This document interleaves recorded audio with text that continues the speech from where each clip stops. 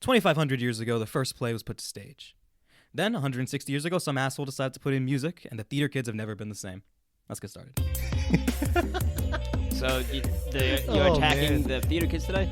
Yeah, I decided why not.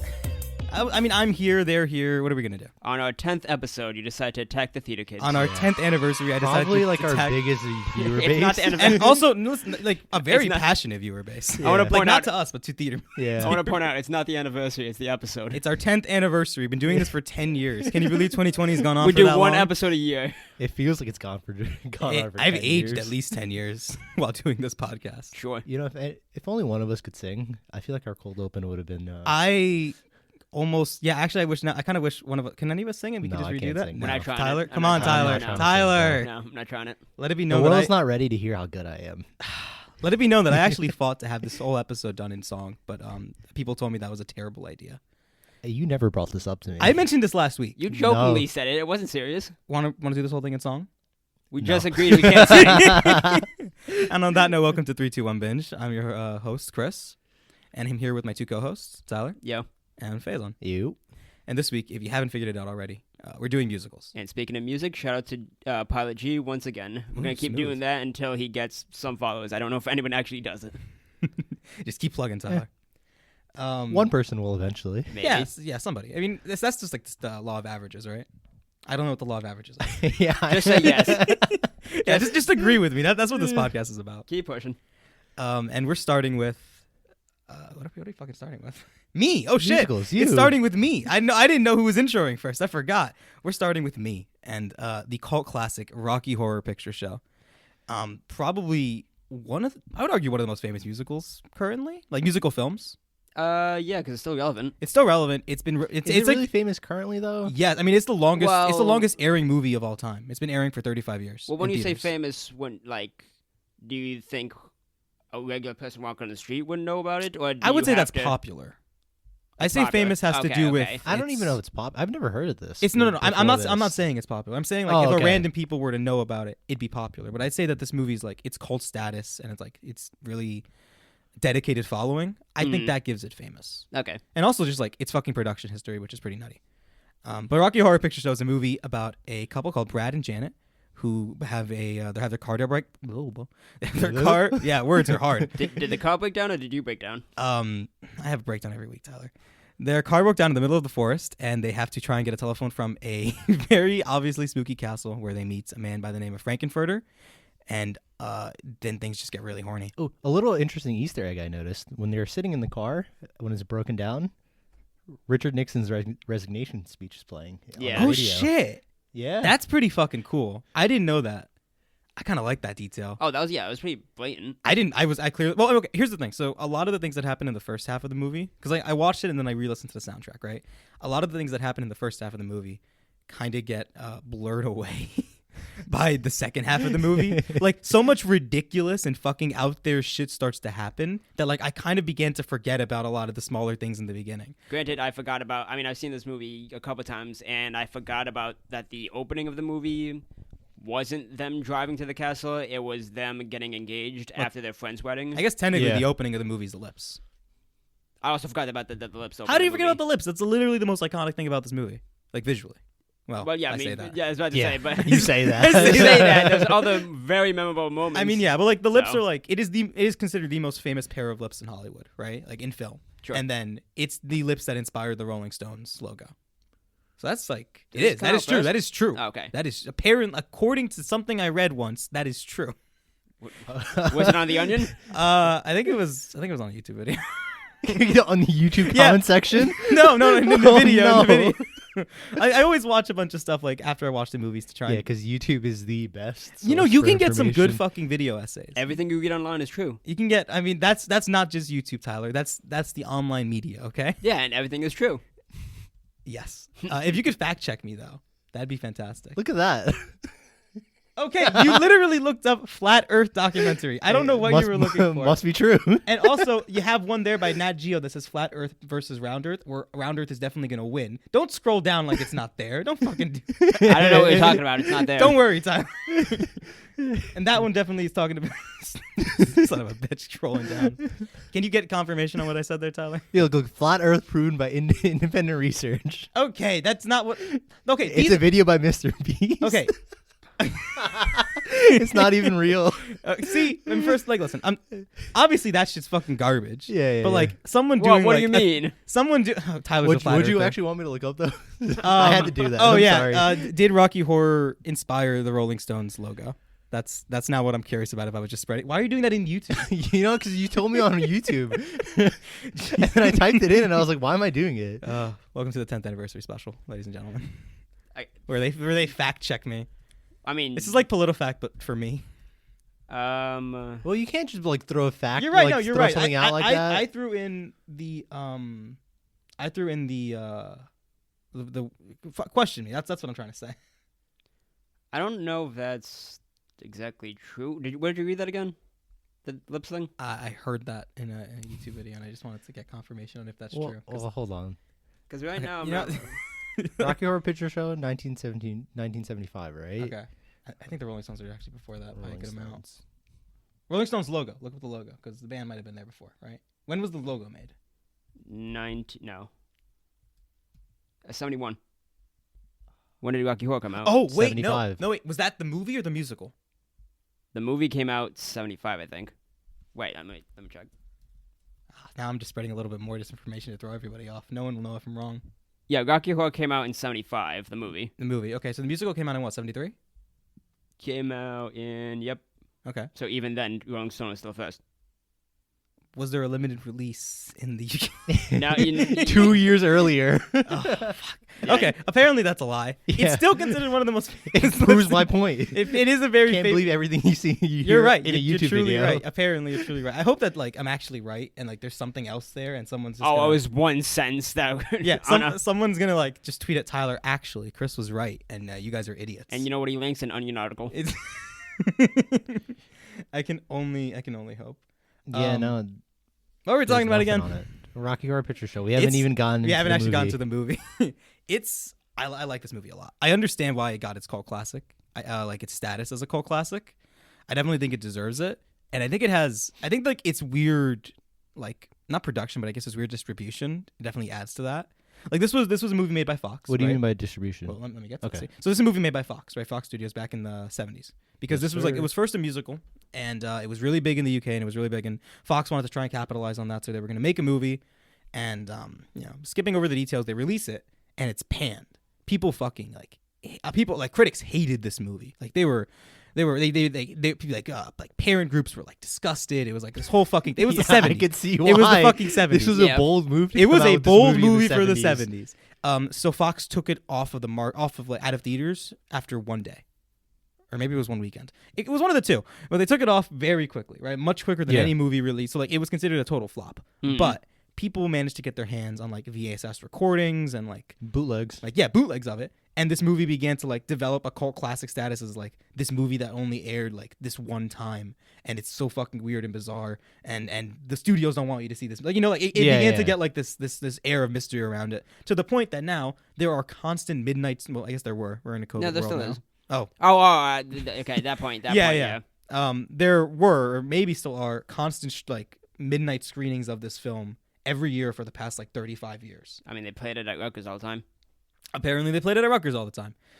So like this movie has like it ended up just developing this huge cult following that like there Wow. are people who watched this movie like 400 times. I mean, it was selected for preservation in the United States National Film Registry in 2005. wow, there you go. Going from a movie that was panned and buried to being considered something worth archiving in history. Yeah, I think that's pretty interesting. I mean, It is. I think it's like this is again, like you said, a super bold movie for the time. Like the fact that this was made and like produced is kind of crazy for the 70s. I mean, yeah. Yeah. When so much of the point of the movie is like fuck traditionalism. Yeah. Like that's kind of the main theme of the film is like fuck traditionalism. And then they just cover it up. I mean, with can you really good imagine like music. coming out with a like the Tim Curry's character in the 70s. Yeah. Yep. That must have been like, imagine theater goers. They're like, look at that. Brad and Janet, they love each other. Tim Oh, Curry. look at this castle. My. Oh, God. Just Tim Curry coming out in drag. Or I think. Hold on, I gotta look up a picture of him again Of Tim Curry. Tim Curry. Yeah, Tim Curry. of what he looked like in the movie because Right, I think right, it yeah, actually Frank- Might be what? might be drag, but might constitute. We don't know the terminology. We had a whole discussion before we recorded, trying to figure out what the terms technically are defined as. We didn't really reach. It's like kind of The makeup is definitely drag, right? Like the makeup feels like what is traditionally viewed as like. Look, we don't know what we're talking about, but that's the whole point of the show. Well, I'm staying out of this one. That's why Tyler stays quiet. Me and Faison can make fools of ourselves. Yeah, I'm gonna say it's drag. It looks like drag too. All right, I'm gonna agree with the consensus and say yeah, sure. Either way, definitely would have fucking blown Yeah. some minds the moment he walked out of the Yeah. theater. I mean, it definitely offended a lot of people. It would have probably offended a lot of people in the early 2000s too, because I mean, probably today still. yeah, but this is America. This It's kind of a shit show. It would have definitely gotten some pushback, but at the same time, not as much. In the early I 2000s, feel like now people No, just now. don't. oh people- now not as much. In like early 2000s, like 2005, like Yeah. Bush era 2000, Mm. I think this movie would have gotten Yeah. a lot of fucking pushback. It I would've think now crazy. people just choose not to watch it. I mean, yeah, when a movie's been out for how long? 50 years? Yeah. When a movie's been out for 50 years, you can at that point choose not to watch it. Yeah. You'd be making a mistake. I think this is like a movie that's it's worth watching once. It's one of those movies Oh, that yeah. at a minimum, I feel like if you like movies, you should watch this movie one time. Or even if you just like musicals, because the music in it, Music. This is like I the think best. between everything we're talking about today, I think this has the best music. it has the most typical I'd have to agree. musical. Doesn't mean I liked it. Points. It has the most typical musical structure. Oh, Yeah. Faison, we'll get to what you just said in a minute. But it has the most typical musical structure between the three. Yeah. But I think it's music since it's like a rock musical. Yeah. I think that's I guess when I think musical, I think like classical musicals the most because that's what I was always used to. What with a whole like opening number and then the I Am song and then. Well, yeah, it has the right structure. Like I was always thinking like classic Hollywood musicals because Okay. that's like what I was raised up on as a kid. It's like when I think musical, that's what comes to mind. Mm. Whereas like I don't think rock musical immediately. Yeah. But Sure. like the rock musicalness of this is so fucking good. Like Time Warp is so good. I Time want to get Warp, yeah. wasted to Time Warp. I mean, people do. They go to their They shows. do. I haven't gotten wasted to Time Warp. I need to get piss drunk to that song. And then dress up as a character and do the whole show in front I of the would love to screen. dress up as Riff Raff. I would love to get like a little hunchback going. And then no hair. And Male lady yeah, hair. just shave just everything. lose My hair's all long your enough. hair. Yeah, so I know I lose around the top, and then I let the rest grow out even further. How long have you been growing that out for? I don't remember. It's been a long time since I've seen a barber. I'd love to dress up as Rip Raff. Yeah, That'd I be mean, great. all the songs are great. Time Warp is one of the first ones besides the opening. No, yeah, it's no, like it's the third song because you have fourth song. You have the opening song with the lips. Damn it, Janet. You have Damn It Janet, and then you have Light at the Frankenfurter place. Or Oh, whatever. right, yeah. So you have 4 songs, but the Frankenfurter one, that third one is always kind of like It's like it's the song It's most easy to people forget. know. Over at the Frankenstein place. yeah, yeah, that one. Yeah, it's like the most forgettable one. Like outside of like her putting a thing over her head, newspaper. There's just Yeah. nothing. There's really nothing that I remember from that. No, I mean, I like all the music in this. Even like, what would you say is like the least good one? Over at the Frankenstein place. You think that's the worst Probably. one? I'm thinking. I like Hapatootie. I really fucking like Hapatootie's Yeah. fun. Hapatootie's What, Saturday Night? Yeah. No, that's the Meatloaf That's- song.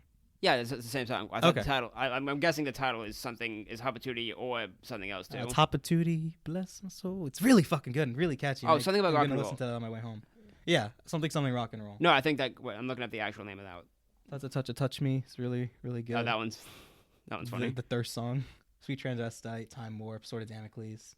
Oh, it actually. Oh no, it's called Bless My Soul. That's what it is. Or Hapatootie. One. Yeah. Rose Tint My World, also really fucking good. I do think that even Damn It Janet's fun. I like it. I think the music stops being great At some point. at the back. Like it's all great. Wait, hold on. You think the music's worse on the back half? I mean, after. No, Planet Planet is still good. Yeah. Rose Tint My World's fucking fantastic. What is Planet Hot Dog? I forgot that one. That might have been cut from the film. No, it doesn't say deleted scene. It says it's in there. It says Janet, Brad, and Dr. Scott. What But song? What's it called? Planet Hot Dog? I don't- forgot what it sounds like. I can't remember that off the top of my head now. Huh. I mean, there were some songs that were cut from the film, like It says Superheroes. That song was cut. And from there's the American release, not the theatrical, not the overseas release. yeah, whatever that and then was. there's another one that says "Only in a While," which is Brad's song that's deleted, but I haven't. Oh, heard it. I want to know that song now. Shit, I don't Yeah. know that one. I felt when I first watched this, I felt like Brad was the character that ended up getting the least.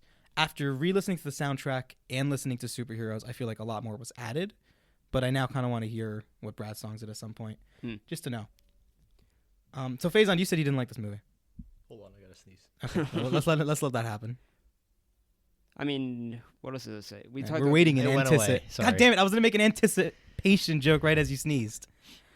Yeah, my brand of humor is wasted here. I wouldn't. I don't know, man. I don't like musicals. I think Wow, it's funny because this was my pick. this was you picked. Yeah, this you week. decided to go with this one. You're like you want. I But want. you know what it was? I really wanted to watch these movies Mm-mm. because they've been talked about for so long. At least two of them. And I was like, all right, like I want to watch them, so I'll watch them. And then halfway through Rocky Horror Picture Show, I was like, I don't think I really like musicals. I played these guys a clip of Daniel Tosh spoiling Les Mis. And Spoilers. We're talking about that, Tyler. Thank you for. It's in the title, Chris. You keep forgetting that.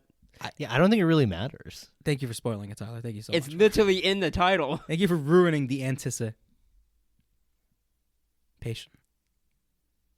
Boo. That- Come on.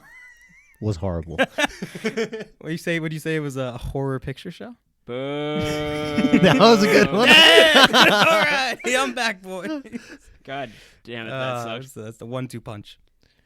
So Faze, I guess you just don't like Yeah, musicals. I just don't like musicals. I guess that's fair. Like I can understand. Like this just isn't my genre. Like I can get that takeaway. Yeah. I don't agree with it. I really fucking like musicals. I think just like you hated, what's it called? Team America. Team America last week. Yeah.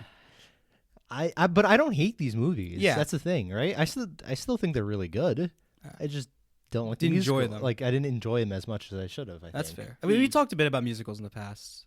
Like we talked about Hamilton in the Moana episode. Yeah, we talked about that for a lot. Yeah. So I personally really enjoy musicals. Yeah, I think a lot of it has raised to do on because them. like I don't have much experience with musicals. Like I haven't really watched any. That's fair. I can understand that. Like my musicals are like Indian movies because they have songs in them, that's and they're fair. like I've 4 never seen hours an long. Indian musical. and And they're 4 hours long. they're like way too long. That's partially probably why I've never seen an Indian musical. Yeah. That and streaming rights. I guess that's fair. Like I can understand. Like again, like I can understand. Like for me, there are certain genres that don't sit like super well Yeah. with me, and it's like I just don't enjoy Specific comedy movies, apparently. this. Yeah, certain lowbrow comedy doesn't do it for me. Like certain gore fests, like torture porn, doesn't do it for me. Yeah, that's why we don't have a category for that That's one. why we don't have. I mean, still thought this movie was hilarious, I think this. Yeah, Oh, this no, movie's it's fucking funny. It's fun. It's really fun. but like going into it, I like looked it up and I was like musical / horror, right? Because I just looked it up to see like review, not read reviews, but see what it was rated, and it was like musical / horror as the genres, and I was like, it's gonna be horror. It's gonna be a horror movie. Like I'm interested into seeing how they're gonna do this, because Horror. you don't really expect musical and horror Yeah. to ever go together. So I was like waiting the whole movie for like, when's that little bit of anticipation or like intensity Yeah. gonna come? Like when's that gonna happen? Yeah, I guess it's just Like, And it never did, and I was a little disappointed. okay. But I was like, Well, that was just a mislabeling. We'll get Like, you to watch Little Shop of Horrors. Yeah, I was trying to think either that or Sweeney Todd. Oh, yeah, that's another Is good. I've not seen horror? either of those. It's considered horror. I know both of them are considered horror, but it might be the same thing as that they just have the horror title because of I think the deaths in it. Sweeney Todd might be a bit more so. I feel just from the aesthetic. Like it looks like a Tim Burton movie. Yeah, but at the same time, that I don't know if that would. Like, yeah, you can give it the horror title, but I don't think that's what he's looking for. We'll bring those movies in at some point. We'll make you watch them to see if we can get you scared off a musical. In which case you're just gonna suffer because you don't like Yeah. musicals. Or, Yeah. I mean, Hey, if- we all have weeks where we suffer. That's No, I literally. mean, but a I lot don't of think I really suffered watching these. it. Yeah. I didn't They, think- they, they just weren't Yeah. super enjoyable experiences. Yeah. I guess that does put an interesting contrast. Like for me, this was probably out of like all of our weeks the hardest one to like actively rank. Like when Yeah. I was watching them and going through it in my head, like what do I want to rank these? It took me a pretty like it probably took me till yesterday night to get kind of settled on like Oh, I told you it was going to change. it almost did. Well, a movie not from what we talked about, but Rocky. No, I can't say anything. I guess for that. That is a kind of a spoiler. A movie almost took the #1 spot away from something else, but then it didn't. So it ended up going back to what I thought it was going to be. Mhm. Yeah. But it had a bit of a fight for it. Yeah, I mean, this is just like you said. It's just a fun movie. Everyone's kind of just like having a fucking blast. Yeah. During Time Warp, you can see Brad and Janet kind of break character. Yeah, I mean, Time Warp's a really fun number. Yeah, but like they're in the background, and you can definitely see Brad like smiling and like having fun with it. And it's like, I should be mad they broke character, but I know why you're breaking You it. can't help it. Yeah. Like it's such a fun number. Everyone's like just having a blast with it. You have someone tap dancing. You have Riff Raff goes from having like talking kind of like in like an old horror Igor, style, like yes, like that, and then he suddenly goes into like a massive rift where he starts yelling. Yep. And it's like it's such a fucking change that it always like grabs me. It's like, oh shit, this is fucking fun. Besides the music, the movie is funny. It's funny, yeah. Like there's a lot of great bits. I mean, Frankenfurter going to both Janet and Brad. Yeah. fucking Seducing both of both. them. He goes up to both of them to seduce and fuck them. He first goes to Janet, and she's like, oh, and who thinks it's Brad because he's disguised himself. And she's like, oh, what have you done with Brad? Nothing. Why should I? And then he goes to Brad. What have you done with Janet? Nothing. Why should I? It's fucking hilarious. I mean, like Tim Curry is such a fun character. Or I guess Tim Curry plays a fun character in this. Frankenfurter is such a fucking fun character in this. Oh, yeah. He's so chaotic. Like he's just this manic energy to him. It's absolutely insane. The whole thing, like when Brad and Janet, they get into the castle, they run into a bunch of misfits, and music's playing, and they find out that Frankenfurter's trying to make himself a man. Rocky, who is this 6 foot Adonis shredded dude that Frankenfurter decides he wants to make as a boy toy. And there's just so many fucking fun musical numbers in it. Like with that, like Make a Man Out of You in 7 Days, or I can't remember the name of that one. That's a fun one. And then fucking Frankenfurter's, I guess pseudo ex at that kinda, Eddie, played by Meatloaf. Oh yeah, Eddie drives a motorbike out of an ice fridge because he was basically contained there. Yeah, well, they took half of his brain to make Rocky. Yeah. Yeah, so like he just drives out of there with half a brain and starts singing and just grabs a chick on his motorbike, to the ear of Frankenfurter, who then grabs an ice pick and murders him. Yep. Yeah. Just like Trotsky. What a sad way to go. Sure, connected to that. They clearly were going for that. The thematic relevance is there, I swear. It took me like a minute to just be like, what? You were on board, and then you realized what he said. My highbrow humor is just... This is why you didn't like Team America. This is why I didn't like Team America. There wasn't enough Communist Manifesto jokes in it for me. Yeah. That's what it did. I do think that... I'm sorry, Tyler, you're going to say something? No, like, besides... Like, first of all, like, the funny moments besides just Frankenfurter... I like how the universal symbol for "we just fucked" is smoking. Yeah. Yeah, that's always been here, a and it always post-sex will. cigarette. Yeah, and it was That just was the so thing. funny. Well, these days it's a post-sex jewel. Just... Yeah, that. Oh, God, Faison. Yeah, there's... I don't need that long. I'm glad you're really outing yourself here today. Like, it's the horniest musical we've ever seen. It's only fair. Yep. It's only fair. Also, wait, at the end, Brad, Janet, and some of Frankenfurter's like servants, Yeah. they get frozen Yes, into statues. in a weird like. If you want to actually look at the logistics of the movie, there is none. Logistics? Like- in this movie? No, in like- that economy? Like at first you're like, oh, if you step on this or in this area, they turn into statues. But then they just start doing it to everybody. It's like, oh, it's just okay, whatever. Fuck it. Don't Yeah. look at the logistics. Don't worry about it. Although Yeah. I think that scene ends up giving Frankenfurter his best line in the whole movie. What was it? He just froze everyone into statues, and he just kind of looks at the camera and he says, "It's not easy having a good time." Oh yeah. That is like, not only is it just like a good fucking line, the delivery. Yep. Ooh, the delivery's fucking good on that. And then later, when they all get unfrozen, they're all wearing Like burlesque outfits and clown makeup. Yeah, It's fucking great. There's a moment where Riff Raff is going to kill Frankenfurter. Yeah, well, I think at that point, he's still called Riff Raff, I guess. But he no longer has his hunchback. Yeah, no, He turned, because it turns out, That they're huge aliens. plot twist. Yeah, they're all fucking aliens. yeah, Everybody who is in the well, not everybody. Everybody except for the currently dead Meatloaf and this one other girl is actually an alien that was supposed to do something else that I don't think we know about. But then Frankenfurter decided he wanted to have really kinky sex with humans instead. Yeah. So they all decided to abandon their mission. And at the end of the movie, two of the main aliens come and they say that Frankenfurter, it's over. We're going back to planet Transylvania. And but not all of us. We're gonna kill you. because he was just sick of him, really. Yeah, no. Riff Raff was fucking over. Riff Raff was it Columbia or Magenta? I think it was was the Magenta. ex, yeah. So wait, Magenta was the human? No. For who? Riff Raff?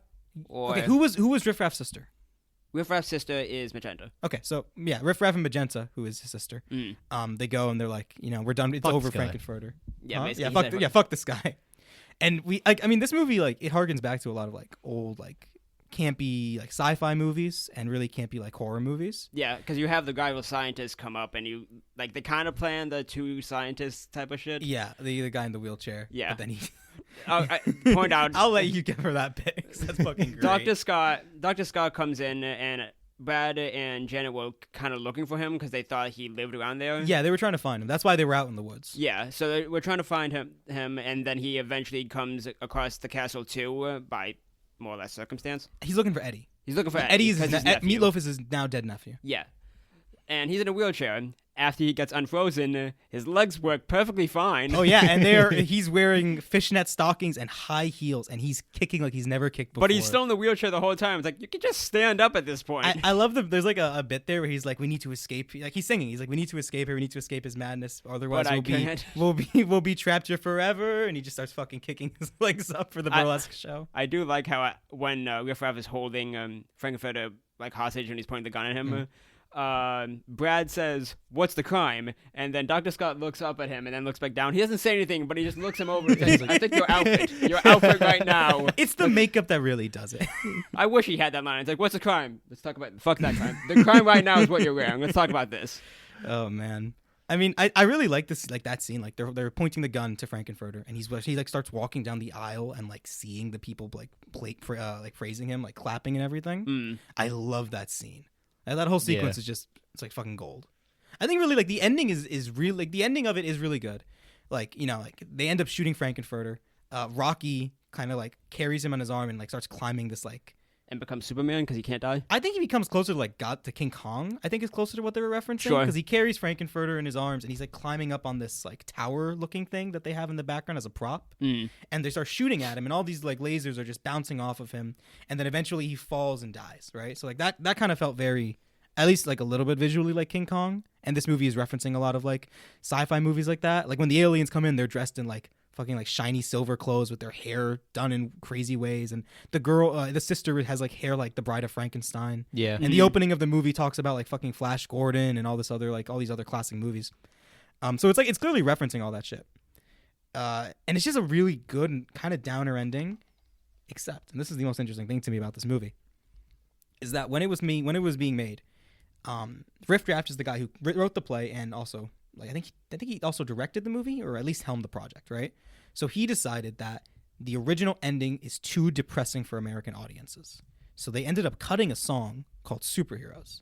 And that song, A, super fucking depressing. And B, Richard O'Brien. Yeah. And B, on top of being super fucking depressing, I think is kind of the perfect ending because it gives, it kind of cements Brad and Janet's character arcs. It's really short, so I kind of I'm just gonna fucking read it because it's not in the movie for some fucking reason. It's only in the international release. So like it starts with Brad. It's like after the house rockets up to space. Oh yeah, okay. The castle rockets up to fucking space. Yeah. It's a spaceship. It's actually a spaceship. So Brad says like, I've done a lot. God knows I've tried to find the truth. I've even lied, but all I know is down inside I'm bleeding. Right, and then it cuts to Janet, and superheroes come to feast, to taste the flesh not yet deceased, and all I know is still the beast is feeding. And then it cuts to the line that is used at the end of the movie. And crawling on the planet's face, some insects called the human race, lost in time and lost in space and meaning. And it's so fucking depressing. Yeah. It's really like Brad's part of it is like, I've spent my whole life trying to live like the life. Like that's the whole point of the movie, right? Like these two people are like, they're like the classic conservative Americans, right? Yeah. Okay. Like, they met in college, they're falling in love, they're going to get married, right? But Brad has basically spent his whole life trying to fit that mold when he really doesn't. There's an unproduced sequel to this play called like The Red Queen, where Brad is confirmed to have actually been gay, right? And he's dead before the play starts, okay. but that's true. So like basically Brad has been trying to live his life like in this like traditional manly mindset. I get married, I do this. This is the next step. You know, it was the 70s. Yeah, it was the 70s. But he never really fit that mold at all. And his experience in the Frankenfurter castle pretty much like cements to him that by fitting, that person. He's not this person. You know, I've been doing all this thing. I've been lying this whole time. Deep inside, I'm bleeding. He didn't really want to marry it's like Janet. Like, you know, in the opening song, "Damn It, Janet," he very clearly did not want to get married or engaged to her. Like, this was just something he knew he had to do. Like, there's a lot of times where he's like, damn it. It's exactly like the guy from Doom Patrol. What's his name? Negative. Negative Man. Yeah, Larry. Yeah, Larry. it's kind of, it's a lot like Larry. Yeah. It actually, I'd say that's a pretty good comparison to it. Yeah, like that's actually Brad's kind of arc by the end of it. Like he feels somewhat liberated by the events. Like in the song "Rose Tint My World," he's like, "Mommy, help me." And then another line is like, "But I feel so sexy." Like he's liberated by this experience. And in the same way, so is Janet, because Janet's whole thing is like, I've been trying to be like this, like perfect, ideal, like housewife woman. I've saved myself up until this point. Turns out I'm actually a super sexual being. Like, I'm a super sexual person, and I kind of don't know what to do with that by the end of this movie. Yeah. Like for Brad, it's deep down inside, I'm still bleeding, but for her, it's the beast is still feeding. And then the ending is sung by the criminologist, who has been like pseudo narrating most of the movie. Yeah. And he basically just says, "There's no point to anything in life. Fuck it." It's like you're all do what you want. It's like, but it's so depressing. It's like you're all insects on Earth. You're lost in time. You're lost in space and meaning. It's like, wow, that's morbid as fuck. That's like a major song. It's a major song, and they only kept the criminologist part at the end of it, and it's like such a fucking depressing downer.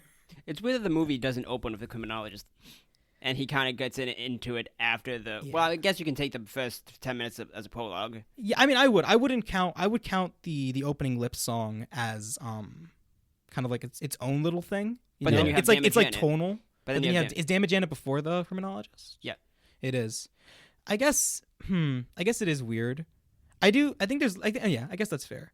I mean, there's a lot of things in this movie that like. Oh, weird. Yeah, the whole movie. Well, let's also not forget that there's a scene at the wedding where Tim Curry is the priest. Oh, I didn't notice that. Yeah, he's the priest in that scene, and it's very I don't know why. Didn't notice that either. Yeah, it's very. I noticed, and I'm like, what is that going to come back? It never did. Again, logistics in the movie, just throw it out. Yeah, fuck the logistics. But on that note, it's a really good movie. It's really, I really like this one a lot. It's fun. The music's it's really the most good. fun, and it's the most musical. It's the most traditional musical. Traditional, yeah. Yeah, and it is the most. I think it has the best music. Yeah, it's the one I would listen to compared It's to the one. I It's think the it does have the soundtrack best I'll listen music, to. yeah. I will listen to the soundtrack again because Yeah. some of these songs are fucking bangers. Yep. Yeah. But on that note, let's go to let's get even more depressing. As Oh, if that very ending depressing. wasn't enough. Faison, do you want to Good break us old in? Les Mis. Les Misérables. It's a novel written by Victor Hugo in 1860 something, I think. 1800s. It's 1849. definitely the 1800s. I think it was 49. No, 49 might have still been the rebellion. I think maybe 64.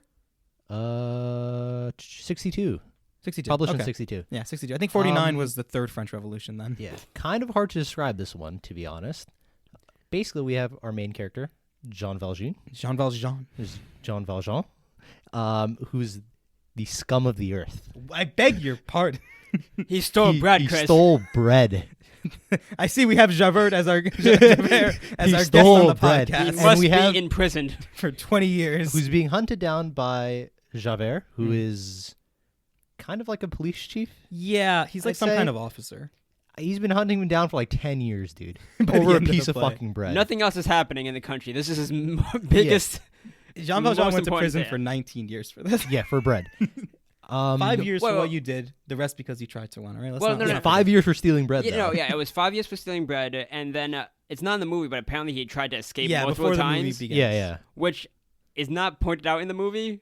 I mean, it's pointed out through lyric. It's not. I guess it's one of those things where you didn't need to see it. I don't think you need to see it. I'm not saying you need to see it. Like, if it's pointed out in lyrics, maybe I just missed it. Yeah, but I don't 5 think, years for what you did, the rest because you tried. That's an actual lyric. Yeah, no, I took that as somebody. I thought that was like for the thing like parole. I didn't realize Oh. that they were talking about like. No, he tried escaped. to escape prison. Yeah, I didn't get that. Okay, that's fair. Sorry, continue And, the summary of this the rest of it is 14,000 page what, like, novel. Viva la revolution. Viva la revolution. Yeah, That's I mean, it. that's a good That's summary really of it. There we There, I go. mean, there's a lot that happens in this movie, actually. Yeah, it's there is. dense. It's very dense. dense.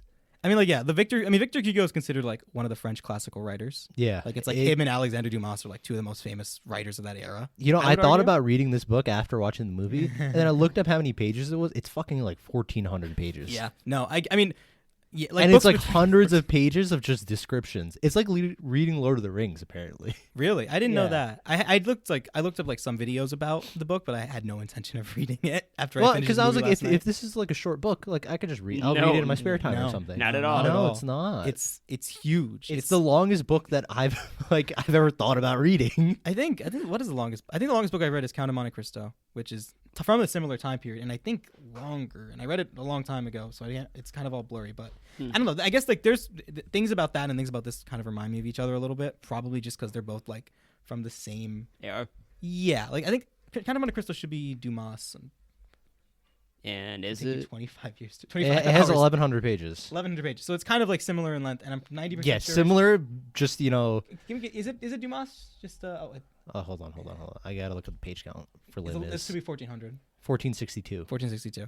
God, Les Miserables is fucking huge.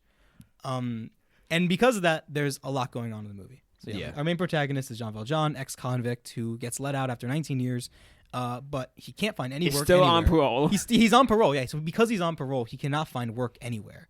So he decides to try. Well, first he goes to a bishop basically, and the bishop shows him kindness, and you get like I really enjoy the soundtrack of this movie. I did. Yeah, I like the music as a whole. He goes to this bishop, and you get like this really good moment where the bishop's like he tries to steal from the bishop, and he gets caught. does steal from He the does. bishop, He actually. steals. And as he's running away, he gets caught by Another officer. Another officer. He immediately runs into it. Yeah. Like, So the officer brings him back to the bishop, and the bishop's just like, "Hey, you also forgot these things. You forgot. You left in such a hurry. You forgot the Yeah. best of all. Oh, it's good. I think that like this movie between the three does like character moments really, really, really well. Yeah. yeah. Like, there's just like either like interactions like Jean Valjean and the priest, or even like individual moments like Jean Valjean lifting like this giant cart that fell on a random citizen. Yeah. Like just like there's moments like that like are kind of iconic and stand out to me. I think it's just really good because of that. Yeah. I think, however, this movie is not a traditional musical. It's definitely not. It's closer to an opera. So like because everything is kind of sung. everything is sung. There's Yeah. maybe like 2 lines of straight up talking, and then everything else is sung. There's not Yeah. much normal dialogue in this movie. Yeah, like even like because like the normal structure for a musical is like you start talking, and then when the emotions well up, you start singing, and then when the emotions well up even more, you start dancing. Like that's the escalation. Yeah, was that Daniel Tosh bit wrong when he just spoiled it and was like, I hate musicals because I thought there were songs and then they spoke. No, the whole fucking thing is sang. I mean that's just opera, man. It's not my fault if Daniel Tosh has no taste. He admitted to it. He did actually say. I mean, listen, I don't think that Daniel Tosh could handle watching. What's the movie with the sad clown? Joker? No, the good one, Tyler. The good movie with the sad clown. I don't know. Is it what you're talking Pasolini? I don't know. Look up sad clown opera. It'll come about. up. What? The Watchmen joke? I think it is the Watchmen joke. Pagliacci? Yeah, Pagliacci. Yeah. That's the name of the movie. And the opera. Pagliacci. Pagliacci. Pagliacci. I don't know. I took 2 years of fucking know. Italian. It doesn't It's the really matter. goddamn Watchmen joke. It's the Watchmen joke, but it's Yeah. also a great fucking play with one of the best pieces of opera music I've ever heard. It's really good. Either way, like it's like that. Everything is sung, and, very little is spoken. Yeah. And I think even more so is that in this movie, like they valued acting performance over the song's quality. So like if you Which listen is to like, weird if you think about it. 'Cause it's weird, right? But like the whole thing is sung. yeah, but like if you listen to like Les Mis, like the proper concert soundtrack, right? Like everything is very crystal clear and sung cleanly. But then like you have like let's say Anne Hathaway's song "I Dreamed a Dream" where she's sobbing. And, Yeah.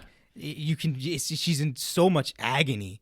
Side note, Anne Hathaway won an Oscar for 18 minutes of screen time. And I think those were some damn good 18 minutes. It was like I'm not saying every minute it's was bad. good. no one She else was here good. saw The Master, Tyler. Actually, so every- you can't keep talking about Amy Adams in that right now. Every second she was on screen was great. Yeah, pretty much. I just think it's more impressive if someone could be in a whole movie and maintain the quality. I think it's more impressive if someone only shows up for a little but leaves such an impact that they still win the award. I'm not saying it's Yeah, it's like when we were watching what songs. yeah. I guess yeah. Actually, But here's the thing, like I don't know how much. Apparently, like it's known that he was technically on screen for. we're talking about Anthony Hopkins. Yeah, Anthony Hopkins was technically on screen for a small amount of time, but I don't know if they consider him speaking because when he's speaking, he's technically not on screen, but like he's still acting. Like he's still there because you have to hear him. I think there's not that many times that you're not because like you're seeing everything. We're talking about silence now. You see everything from Clarice's perspective, so you're almost always going to be looking at him while he's talking.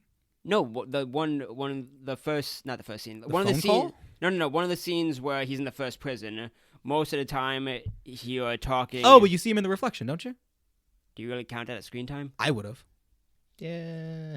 Either way, I do think that it's worth noting that if a performance can pretty much, even in the short amount of time a character's on screen, leave such a definitive impact. Also for such a think it's long worth it. movie. It's like what, 2 hours and 37 She's minutes. in it for like less than 20% of the movie. Yeah. But you always will remember that. Like her performance is so good. Like the scene, basically, she plays a character Fantine who used to be a worker at a factory, but now has to become a prostitute in order to support her daughter. At first, she was like some kind of maid for a rich family. It technically was a made for a rich family. That's how she got pregnant. I looked Oh, it up. I guess don't know. so. looked it Yeah, up. I don't know. I looked it up actually. after. Yeah, that's Yeah, something. yeah. Yeah, she had like a summer with the guy, and then the guy abandoned her with the child. She got pregnant, and the guy was like, "Yeah, I'm out of here." Yeah. So now she's a single mother in 1800s France. Yeah, in post-revolutionary France. Yeah. Post second revolution. They had 3 revolutions in the course of like 60 years. So Yeah. And as Daniel Tosh put it, she loses the job because they she gets fired, and then She gets fired because she has a kid. Yeah. being a single mother and having a kid was not a good look in that era of France, and I can definitely understand why. Like narratively, that makes sense. Like remember, this was written like 20. The original book was written only 20 years after like the events of the book take place, so to speak. So it was pretty fresh in Victor Hugo's memory, considering he fucking lived through it. Yeah. He lived through the first revolution and the second and the third. Yeah. So like these are all very culturally accurate things in that way. Yeah. So she loses her job. She obviously needs money to support a kid, so she starts selling her hair.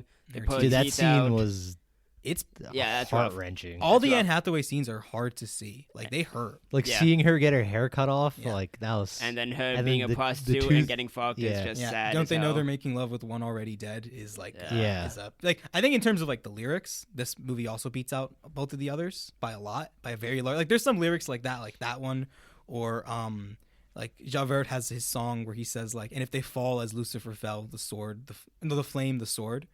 And it's like there's like lyrics like that are written that stick with me a lot. And I guess you didn't pay attention. stuck, but stuck It was with a you a love. We lot got because I nothing, didn't. yeah. I don't remember It's that such one. a good line. It's a good fucking line. All right. Anyone who's seen this or even seen the musical, like I mean, a lot of the best parts of this film come from the musical. So if anyone here has seen the musical is listening, you know that that's a good fucking line.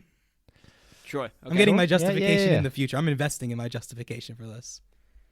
Okay. But yeah, like all the Anne Hathaway scenes, like her performance. But yeah, is she becomes fantastic. I feel like we skipped over the part why she becomes a prostitute. Yeah. Because she has a daughter. Yeah. What's her name? Cosette. There you go. Okay. I kept saying Chloe. Good job. She's not very memorable. Yeah, she's not. It's But not yeah, my she has a fault. daughter that she had to give to like these tavern owners. Yeah, Sacha Yeah. Baron Cohen and Helen Bonham Carter. Ooh, that Yeah, I would don't fall remember their apart. names in the movie though. I don't know their names either. Yeah, me either. I know their real names. They're shitty people. Let's Yeah. be honest here. Yeah. And she's trying to send money for them to take care of her Yeah, 10 child. francs every so often. Yeah. So she's selling like her hair, her teeth. She becomes a prostitute. It's very depressing. It's very heart-wrenching. She ends up coming down with a very bad illness that has been striking France in that time. It's not the plague. It's like another mini plague. It's like It might as well. Yeah, I mean Yeah. historically though, let's be accurate here. It is a different plague. Yeah, it's yeah. not the big one. It's not the big plague. Every I think 100,000 people throughout all of France died from it within I think a 6-year period, maybe longer. Could be wrong. But she comes down with the plague. And then Jean Valjean, now who had become the mayor and was the owner of the factory she got fired from, he sees her there and he realizes that if he had been more attentive and not been so distracted with his own stuff, he could have prevented any of this from happening by not letting her get fired. Also, Jean Valjean like ends up becoming super fucking rich. Yeah, Jean Valjean. He goes from a criminal to being super fucking rich. He becomes the literal mayor of a town, the owner of a factory. Like he does pretty good for and himself. somehow Javert just doesn't recognize him. I mean, he doesn't recognize him physically, which I can get. Like if you see someone with like no hair on their head and like a massive beard, shriveled up and kind of broken in a prison system, and then you see Yeah, that but man, you'd think that you'd remember the guy you've been chasing for 5 years. I Like you'd have his face memorized. I don't know because he wasn't really chasing him yet. Like I don't think he was ever actively chasing him. Half the He was time just he doing just his That's job. true. half It's the just time he like just a coincidence. He just Yeah. like, oh, I met you. Oh, wait, I know you. Yeah, it's kind of that. Like he How the recognizes. fuck are you always here? He recognizes him like because in the book it specifically said like Jean Valjean's strong as 4 men, right? So Yeah. like in Oh, early, okay. early in the scene we see him like he's lifting like this giant flag that fell off a boat. Like Javert says like go lift it, and he's able to lift this huge thing that would normally take like 10 men to do. Yeah. And then later in the movie we see him lift this giant cart, and that's when Javert's like, oh shit. I've seen those biceps before. Yeah. That's Hugh Jackman. That's the fucking Wolverine. And he's that's how he's able to identify him. And but at that point, yeah, like we were kind of going through pretty much the whole movie because there's so much that happens. Yeah, there's so much to talk about, and I don't really want to miss anything. Yeah, we're gonna hit things like as much as beat by beat as we can. Yeah. Yeah, pretty much. So It's gonna be a long one. It's gonna be a long one. These are 3 pretty good movies. So then Jean Valjean he takes Anne Hathaway's character out of like the slums where she's living, and he says, I'm gonna take care of your daughter. I'm gonna do everything I can for you, and then she eventually dies, right? Yep. But before she dies, Jean Valjean has like this moment of like he throughout the movie, Jean Valjean has these moments of like self-reflection. Yeah. He has one at the bishop when he's like, what have I done? Why did I try and steal like that? I'm going to be a better man. Jean Valjean's dead, right? And then here, he's like, Javert comes and says, I'm sorry, we falsely accused you of being this criminal who broke parole, but we found the man. This criminal, we found Jean Valjean. And Jean Valjean's like, oh shit. This other guy's That's getting, me. Yeah. Like- this other guy's going to go to prison for my crimes. He's like, Yeah, he's gonna die because of me. because of me. It's like, I can't let this happen. So he goes down to the courts in this. I love this fucking scene, this musical scene. Like, he goes down to the courts, the fucking, like, the violins are spinning, going crazy. And he says, like, who am I? I'm 24601, which is his old criminal, like, identification number. And then he just walks out and he basically frees that man by saying, like, I'm the criminal you were looking for. This man's completely Come innocent. and get me. Like, oh, it's so good. Like, throughout the movie, he's kind of willing to give himself up. yeah. Like, if he constantly is like, Javert, I just need, like, give me, like, a day to help with this kid. Give me, like, 3 hours. And Javert's like, no, you're going to prison now. And he's like, well, now I have to run. Yeah. You just like- made it harder like, for if you both just of let us. me go for like a couple hours, we'd be fine If here. you let me settle this really quickly, I'll go to prison. Just you need to stop this. Yeah. Also, it was bread, man. It was bread. Also, it was my bread. wife's He was child was starving. dying. It was 20 years. Again, how old is this man? At this, I mean, he probably went to prison when he was rather young. And, I don't- but he I don't- spent I don't like know the- 20 years. Yeah, he was in for 20 years. So let's say And he's then he's in his 40s. But then the 40, movie and keeps then the going movie to has the like end a is well, okay. 60s. like 56. But let's 60? say how he ages. Like, like he goes to jail for 20 years, right? Looks the same throughout He's the got whole the movie, by the Wolverine way. aging. He got the Alright. Wolverine. Well, like he probably was like 20 when he went to jail, and he's like 40 when he walked out. But he aged like shit because he was like in prison for 20 years. So he got really old. But then he's like living the life of luxury I like see as the shit mayor. aging. What- Well, shit. Like if you walked in at 20 and then you come out like 39 and you look like You look that pretty huge good. beard, Yeah. Like, he's still shredded. Yeah, kind of. He's Yeah. Hugh Jackman. But then he ages really well because he's the mayor and he's rich.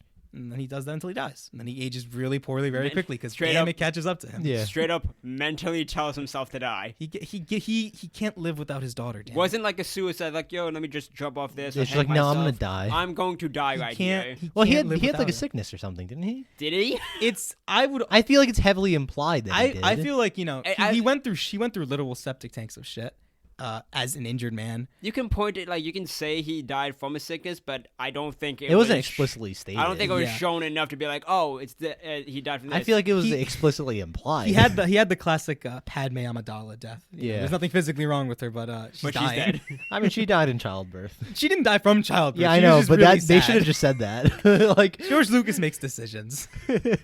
So yeah, he mentally tells himself to die. Well, no, that you skipped to the end of the movie, Tyler. We still have 20 years to get through. Well, I know that. I'm just saying we mentioned that, so I'm No. going back. yeah, so to he get picks on up track. He picks up Cosette from these two assholes played by Sacha Baron Cohen, and pays him off for like 1,500 francs or they something. have a really fun song. Master of the House is just dumb fun. Oh yeah, Like that's a When really he's that's a just- really good drinking song. because Sacha Baron Cohen. Is that the one where they're in the tavern? Like, Yeah, they're just yeah. like stealing shit from everybody. Yeah, where he's just Okay. Yeah, he's "My just a house is-" thief. Yeah, it's just great. It's great. So yeah, he raises Cosette. Javert's still chasing him. Eventually, he escapes, and for 16 years, he gets to raise her pretty much perfectly fine, or maybe Yeah. less, probably less than that. I might have been given the wrong amount of years. Yeah, However, I think it's a bit around there. yeah, between that time and now, like because you flash forward X amount of years, France has gotten worse again. Yep. And the people are like kind of readying up for like a third revolution. It's hard to keep track. It's like Revolution 2.5. Yeah, this is like the mid update. And basically there's a bunch. This is historically accurate. Like this is based off an event called the June Rebellion. Yeah. And it's basically a group of college students. The AC is it the ABC? I think it was the ABC. And they were a bunch of kind of like they were Republican college students who wanted to overthrow the government and death to the monarchy, right? Yeah. Basically. And that's very well portrayed in the movie. Like we see this group of kids who are trying to like inspire the people. There's a great people inspiring song. Can you hear the people sing? And they're trying to basically launch an attack on the monarchy. And they're hoping that they can get they want to be the spark that is capable of getting the people to to join in on this fight, right? Mm. And that now becomes pretty much the nobody really focus of wants to join. it. Nobody really wants to join yet. That's Yet. an important historical context Yeah. dictates that I say that is an important statement. That's a surprise tool we'll use later. So they kind of like basically this one guy who was a Republican who was in the government who was constantly fighting for the people, dies. Right. That's like that's the start of this. General something. I don't General remember his Lamad, name. I think. General Lamad. Yeah, I think it yeah, was yeah. General Lamad. General Lamad dies, and the revolutionaries take this as their sign that this is the moment to strike. At the death of General Lamad, the people will be angry enough to finally stand against the monarchy. Yep. So during this time, a member of the revolutionaries, played by Eddie Redmayne, I think his name is like Marius. Yeah, Marius. Yeah, Marius. He sees Cosette, who has no character and is kind of really boring and played by Amanda Very Stenfield. boring. And I don't like her singing either. Cosette's really boring. And Eddie Redmayne's character falls in love with her. Yeah, he fell in love with her like that. Like he sees Like her in just the saw market. her and was like, I love yeah, the we're in contrast. love. I love how quick that happened. It was like, I just met you. Here's all my notes in case we die. No, it's like he sees her. He's like, I'm in love with her. He goes to like his friend's place to plan the revolution. And like they're talking about like, red is for the blood of angry men, black is for the dark of the past. And he's like, no, red is for my passion for her, and black is my world if she's not and there. everyone's just growing Everyone- like, dude, shut up. yeah. We Is get there it, that you saw one a girl kid in the that's market. just like, shut the fuck up, man. We're about to Shut die. the fuck We're up. probably gonna die. Half of us gonna die tomorrow. Yeah. Fuck you. We're trying the revolution, and you're here with a boner, you piece of shit. You didn't like, even speak like go to her. jerk off and then come back and, then we'll that's- we'll talk. Yeah, he didn't even speak to her. Like he just saw her in the market, and like he goes to like his friend Ipone, who was technically like the adopted sister of Cosette. She's like the parents of those two shitty Oh, that tavern relationship owners. is Yeah. so funny. That between And Ipone I and think Marjorie- it's like it's not supposed to be funny, but just him ignoring her Yeah. at every yeah, moment. She's and like- she's just trying so she's like hard. dropping hints, and he's like, "Oh, you're such a tease," and he walks away. I'm pretty sure at this point it's basically she doesn't obviously say it, but it's basically, "Will you fuck me?" It's like, "Ha, you're kidding." It's like, No, Ah, that was it. They're walking you're down the such a table. And she's tease. like, Yeah. "Oh, you're so funny," and he's like, "Oh, you're such a tease," and she's she's like, "You "Really?" see nothing." It's like, what do I have to do? And worse is like he sends her to go and find Cosette's house because he wants to talk to, Yeah. the Yeah. girl. And like when she comes back with the information, she's like, he says, "I'll do anything you want for it," right? And she's like, "I want my payment now." And he gives her 5 francs, like he And gives he- her 5 pieces of gold, and she's like, "I don't want your money." It's like, you're It's so like stupid. you're such an ass. Like truly, Marius, the fuck is wrong with you? Can we talk about her ending? Ipone. First I want to talk about Ipone. Ipone is like it's considered a fan favorite character among the play. She is? Right? Really? Yes. By yeah, who? she is. Everyone who's ever watched Ipone. I like Ipone. And you know what? Fan favorite though? Yeah, fan favorite. Ipone's song is considered one of the best in the play musical, and people who've watched the Is it your favorite? not my favorite song in the musical, no. Not All by, right, not then. by a That's long all I shot. needed to No, know. not by a long shot. There are several songs I like more than that, but she's considered like a fan favorite among the people who've watched Les Mis. They really like her character. It's changed drastically from even the the book. ending. I mean, I Okay, maybe, well in the ending you don't see the fucking scene where she puts the gun to her chest. Yeah, like there's this standoff at the brigade between. yeah. So basically, yeah. they all throw furniture out their houses, building up a barricade. Yeah. To fight against the French army. Yeah. Whenever Yeah. they decide to come. Yeah. And they're at this barricade. French army's there. They're shooting. They're climbing up the thing. And they're about to one of the shoot Marius. soldiers aims and is about to shoot Marius. First of all, slow trigger finger. Very slow. Very slow trigger finger. Second, Hey, guns might have been slow back second, then. she grabs the gun and points it instead At of her. any direction, her chest. Yeah. The gunman also takes a minute before pulling the trigger. She had so much time to point it But in she could have any just pushed direction. it up. Yeah. Any direction. Or down. She's like, wait. All right, we're good now. Shoot me. Yeah. I mean, I will say this is nitpicky. I do agree. it with is you. nitpicky. It's nitpicky. I do agree I think with it's you. just because of I the think it's just, like, ridiculousness How of it. stupid it was. I think it's just poorly executed. Like if it had looked like she had just kind of like pushed the gun away and, And like in the it moment- ended up like by her chest and that's when it shot. Like it Yeah. would be fine. It was just the execution of it was not great. And I'm Grab, assuming the cast was pull. fucking tired. Yeah. And they were just or like, if, he, this is if he okay. just like if she just pushed him out of the way or something, and, And then it like, happened and to it hit her there. Yeah. Yeah. I mean, there are definitely I think better ways to execute that. I, to make it again, feel less really weird. nitpicky. Yeah. Yeah. But it's not like like I do understand the sentiment though. Like I remember I saw it again. I'm like you were okay. You had moments. Yeah, You were you were fine. fine. It's like you're being dramatic at this Yeah. point. Yeah, like no, I get that. I mean, in the book, she was actually a total bitch and like super manipulative, and she actually led Marius there so they could both die together. Oh, Yeah, she was okay. like awful. She was not. It's Wow. like in the book, she probably was aiming it right at herself. yeah, probably. Yeah, she was really terrible in the book, and they decided to not do that for the play adaptation. and people really like her in the play. Where were we before we jumped forward? The rebellion. Yeah. So The rebellion, beginning of the rebellion. I mean, we kind of got to the end of it. yeah, Eddie Redmayne eventually so basically Jean Valjean takes his daughter away when he realizes that Javert's back after him again. Yeah. And Eddie Redmayne's like, the girl I'm in love with is gone. I joined the rebellion. Yeah. Because he didn't really want to join the rebellion. He had no real commitment to the cause. He just had some daddy issues. Yeah, he just had a lot of daddy issues. You're right. He's like, I want to rebel against my rich grandfather, so I'm going to pretend to be poor and fight the bourgeoisie. But at the end of the movie, didn't really care. At the end of the movie, I'm going to become the bourgeoisie. Yeah. Money. Yeah. I do think the only character who truly was committed to his actions was, I always forget his name. It begins with an E. It's like Anjouase, the guy, I hope the main rebellion leader. the second to Marcus Hold on. Timarius. Well, first to Marius. Marius is second. Androlas? Then yeah, that guy. Androlas. Yeah, I don't know if that's pronouncing it correctly, Yeah, but that sounded French enough That's to me. okay. He's one of my fucking favorite characters. Yeah, he's like a staunch revolutionist. He actually believed in his cause. Yeah, he's willing to die for his cause, and he does. He does. All of the students who take place in the rebellion die. That happened. That is what accurate happened. Nobody survived that rebellion. It was a failed rebellion.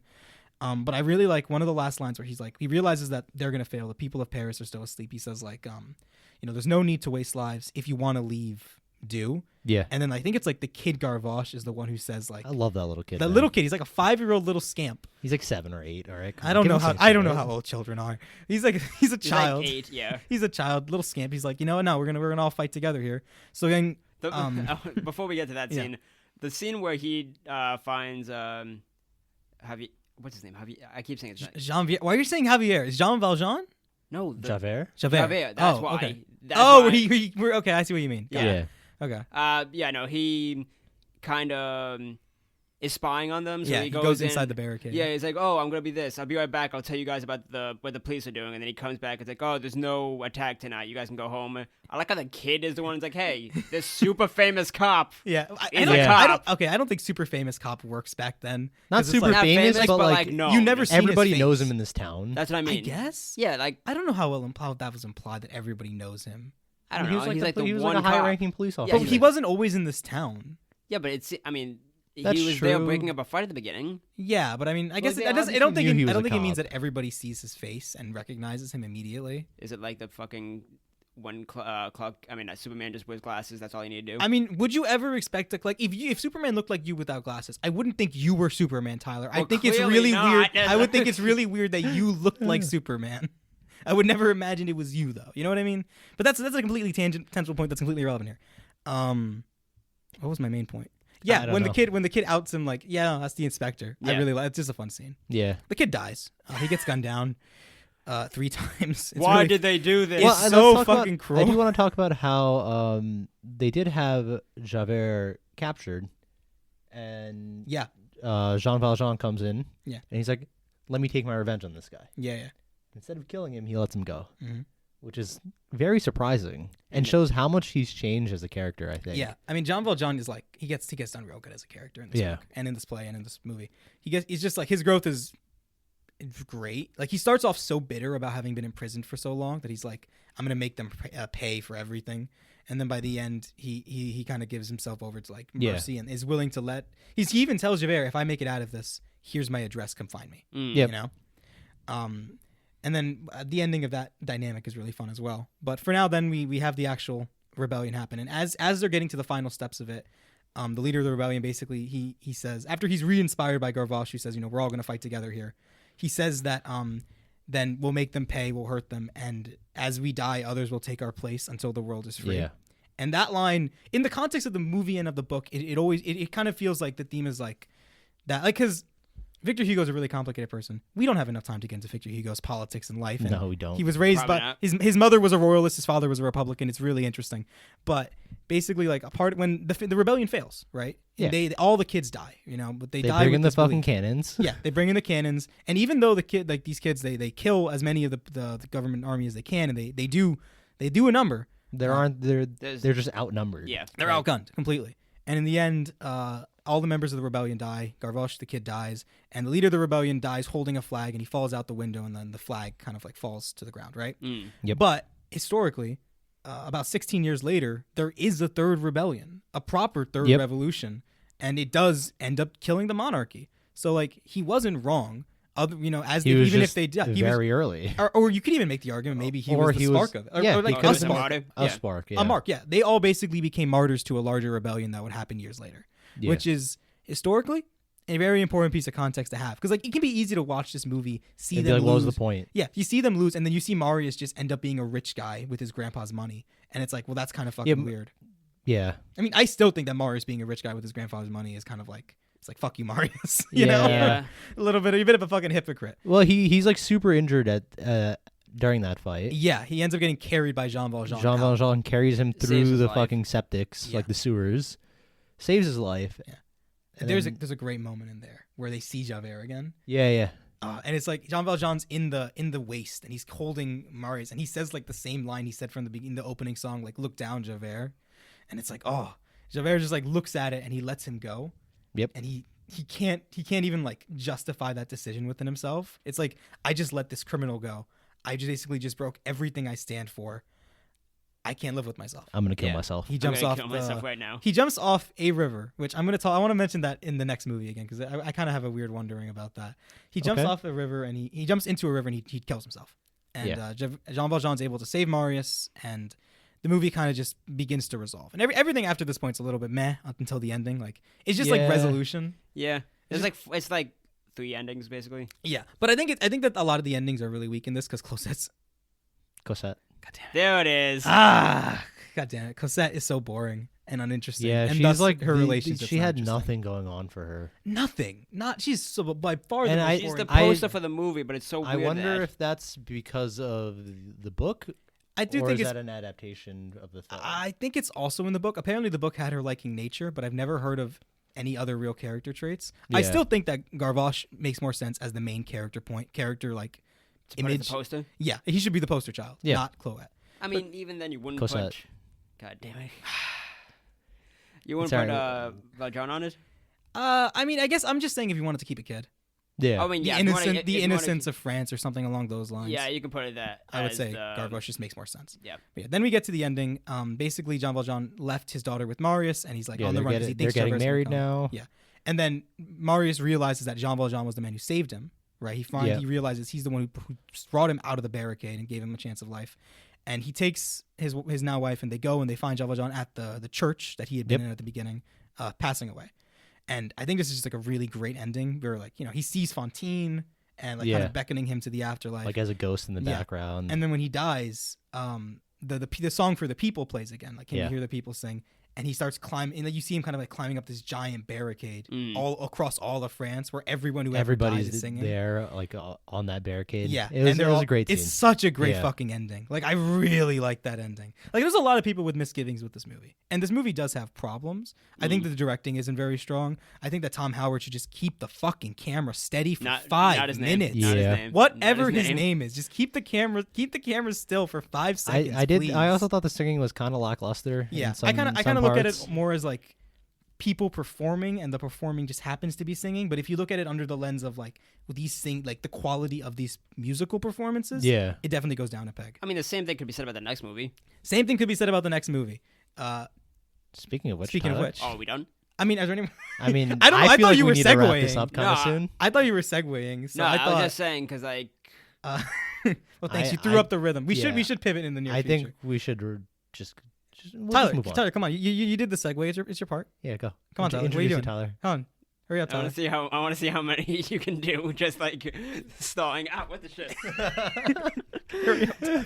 Man threw a wallet at me. I'm taking the. There's no money in it. Oh, Do I look damn it. like a man with wealth? There's a card in here. I don't think I might get declined. We are very poor here. yeah. We are the cast of Les Mis. Please subscribe to our Patreon that we don't have That it doesn't exist. What? yet. Maybe, I don't know. We'll figure that out in a couple of years. Next Yeah. movie. Next movie is 2016's La La Land, directed by Damien Chazelle. It's the God whole damn it, movie is Tyler. basic. What? I thought you were gonna do the Moonlight intro. Damn it! I forgot about it. Oh man, you fucked up. I did. I completely forgot. I forgot. I knew. One job, man. One job. You're disappointing. Jesus Christ! Not even a joke. Just straight up. Not even a joking. Just straight up. You suck. Well, Tyler, you got to continue like this now. It's too late. I mean, yeah, I'm not gonna go back to. Yeah, you can't. Yeah, so Moonlight. What are we talking about? Not a bad save. Not a bad save. Okay, yeah, La La Land. Nominated. It has the most nominations for an Oscar at 14. Wait, is it more than Parasite? Wait, what? No, not wins. Oh, Nominations. nominations. Okay. Yeah. And Parasite doesn't have the most either Didn't it break a record? for being a foreign film. Yeah. Oh, Foreign was it foreign film? I could have swore it Yeah. broke a Lord of the record for nominations or wins or something. No, I'm It's probably just It's wrong. definitely for foreign because it only won 4. Oh, okay. I And- don't know why I and I know imagined Lord that of- was more. Yeah, Lord of the are Rings has 9. whatever the hell it is. Yeah, I forgot about that. Not Yeah. fair point. Continue. Yeah, it has 14 nominations, tied for the most nominations. It won 6. But is that because like that class was just super weak of Oscar movies? It didn't No, seem 16 like had a good year. Oh, it, did it? 16 was a Okay. good year, but like I think for some of I them, just don't know much about movies, so that's why I figured it out. Yeah. for I some of the mean- categories, because we talked a little bit about this earlier. Specifically, Emma Stone won Best Leading Lady. Yep. That category seemed pretty weak. The Outside only of- competition she had that year was Natalie Portman for Jackie. Yeah, like that kind of felt like a weak category. Because I'm gonna say it right here, I'm not the biggest fan of Emma Stone's performance in this. Like, she's not like bad. She's not bad, no. She's not bad by any means, but she's also not like, I don't think this isn't a performance. I think Oscar. You know? Not exactly, no. I mean, I haven't seen Natalie Portman in Jackie, Yeah. so I can't say. And the other 3 in that category weren't really. I don't hear much about those movies or the performances. I mean, Meryl Streep got nominated again, but like that's That's point. Meryl Streep. It's just like, Yeah. we need She one more. showed up. Yeah, we need one more. Give it to her. Yeah. So for the actress category, that was kind of weak. The actual movies that came out that year, I mean, that was a highlight year.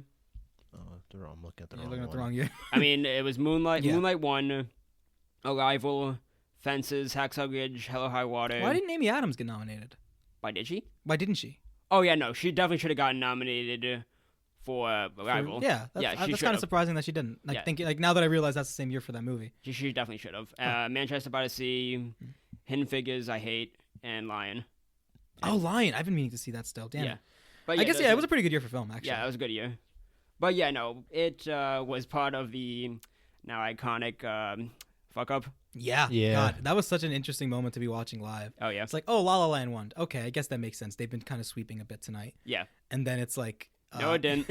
I love the moment where the guy is like, he's like, I'd like to thank this person, this person, this person. We lost, by the way. Yeah, he was like straight up. Yeah, I was like, I'm gonna like thank everybody, but we lost. Yeah, that was a very interesting moment to see live. Yeah. Like, it was Also, just it's like crazy so how confusing. that big of a fuck up could happen. Oh Like, yeah. just someone couldn't keep the right fucking envelope in check, or I don't know how that all works, but someone botched it. Yep. Yeah. It's just really interesting that things can get fucked up that badly. Yeah.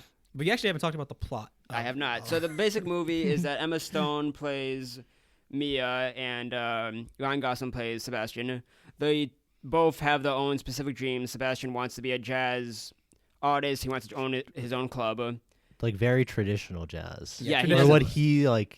He's a jazz snob. He loves like Charles Mingus. He loves Thelonious Monk. All those. I like to think that Tyler just has he just Googled like jazz classicals and he's just listing those names. I don't want to like justify him as knowing. I can keep going. I actually do know them. All right, do it, Ryan Gosling. Let's go. Miles Davis. And Miles Davis. Thelonious Monk already said. you said that, yeah. I bet he can't do 4. Coltrane. John Coltrane. Is 3. That's 4. Yeah. Because he I listed listed 2 the other guy I earlier. know. Boy. Yep. I know where I'm wrong. Uh-huh. Okay, buddy. Tyler, you can continue.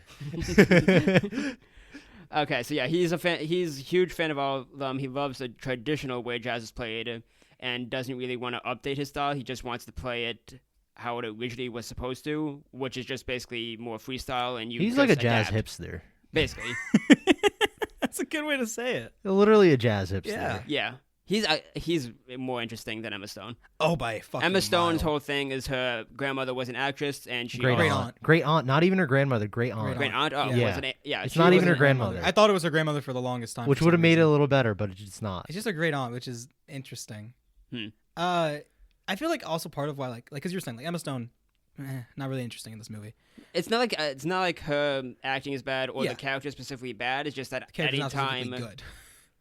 yeah, kind of. I mean, like she's fine. Yeah. Gosling's just more entertaining. I mean, I also think it's just like we've seen like the I want to be an actor, I want to be an actress card played so much. Yeah, that's why Yeah. people kind of have a problem. Not a but problem with this movie, but just like I just feel like it's been so overplayed that like this didn't add anything to it I don't particularly. know. I thought and it did wasn't it better than exceptional. most. I enjoyed it for what. Yeah, I enjoyed it. I mean, Because you I mentioned- liked her scenes when she was at not the last audition, but like the earlier ones when she just walks in. And Oh, then and they like kinda, everyone's ignoring her. yeah, or when it just does a quick montage of her doing the other like the different reads, and then the lines are terrible. Yeah. Like the lines are purposely fucking stupid. I mean, it's fun. I guess it's just like I don't know. It feels like such a not a caricature per se, but such a like a template type of situation. It's like Yeah. she really wants to be an actress. That's her dream, and now she's gonna have thus all of these attributed factors to her that we've already seen in the same character done before, kinda. So it's like I just didn't find it very interesting. Where even like I didn't see Whiplash, so maybe that's why a jazz musician is kind of like I think that a shock to Whiplash me. did it better. haven't Whiplash- seen it. Yeah, Whiplash- Don't tell me. I'm not saying. I just think that it just did like the intensity that. Mhm. Oh, it's completely different from this. Yeah. This is Okay. the fantasy. Whiplash is intense as hell. I really want to see Whiplash. Really Yeah, good. I Really, need to get really around good. to that one. Same director. Yeah, same But, director. yeah, I think like I'm wondering if maybe that's why that like the idea of like a jazz musician who just wants to be like a traditionalist, right? He doesn't want to be all this new wave shit. He wants to just have his own jazz club and do it the way he sees it's right. That I feel is it's more grounded and more endearing almost to me because it's more unique than what I'm used to. Even though it's just a little thing, it's just a bit more spice to it that I can automatically than grab wanting onto. to be an actress. Yeah, it's a bit more, and like also doesn't hurt that Ryan Gosling is charming as shit. Yeah. And like he just has great chemistry with pretty much every person he speaks to in the movie, and he has like these great. Yeah, Small him and Emma moments. Stone have great chemistry throughout the whole movie. They've done like 3 films together. Yeah. I think now. Yeah, they have. Yeah, there's 3. Yep. And like, yeah, I guess that's probably why. I think the that chemistry's that was fantastic. one of the best points of this movie. the chemistry. Yeah. Is their chemistry? Yeah. I mean, anytime they talk, it's just funny. Half the time they make fun of each other. Like, Yeah. when they first meet. Technically, they first meet in the first scene when they pass each other and they flip each other off. Mhm. But then they actually meet. Well, then Mia basically meets him when he storms off after being fired from his job. Yeah. Because he wants to play. He doesn't want to play like Christmas music. Yeah. When he's playing piano, he wants to just play jazz. Mhm. So he gets fired by J.K. Simmons because J.K. is just in the movie for some reason. Fuck it, he was there for Whiplash. Yeah.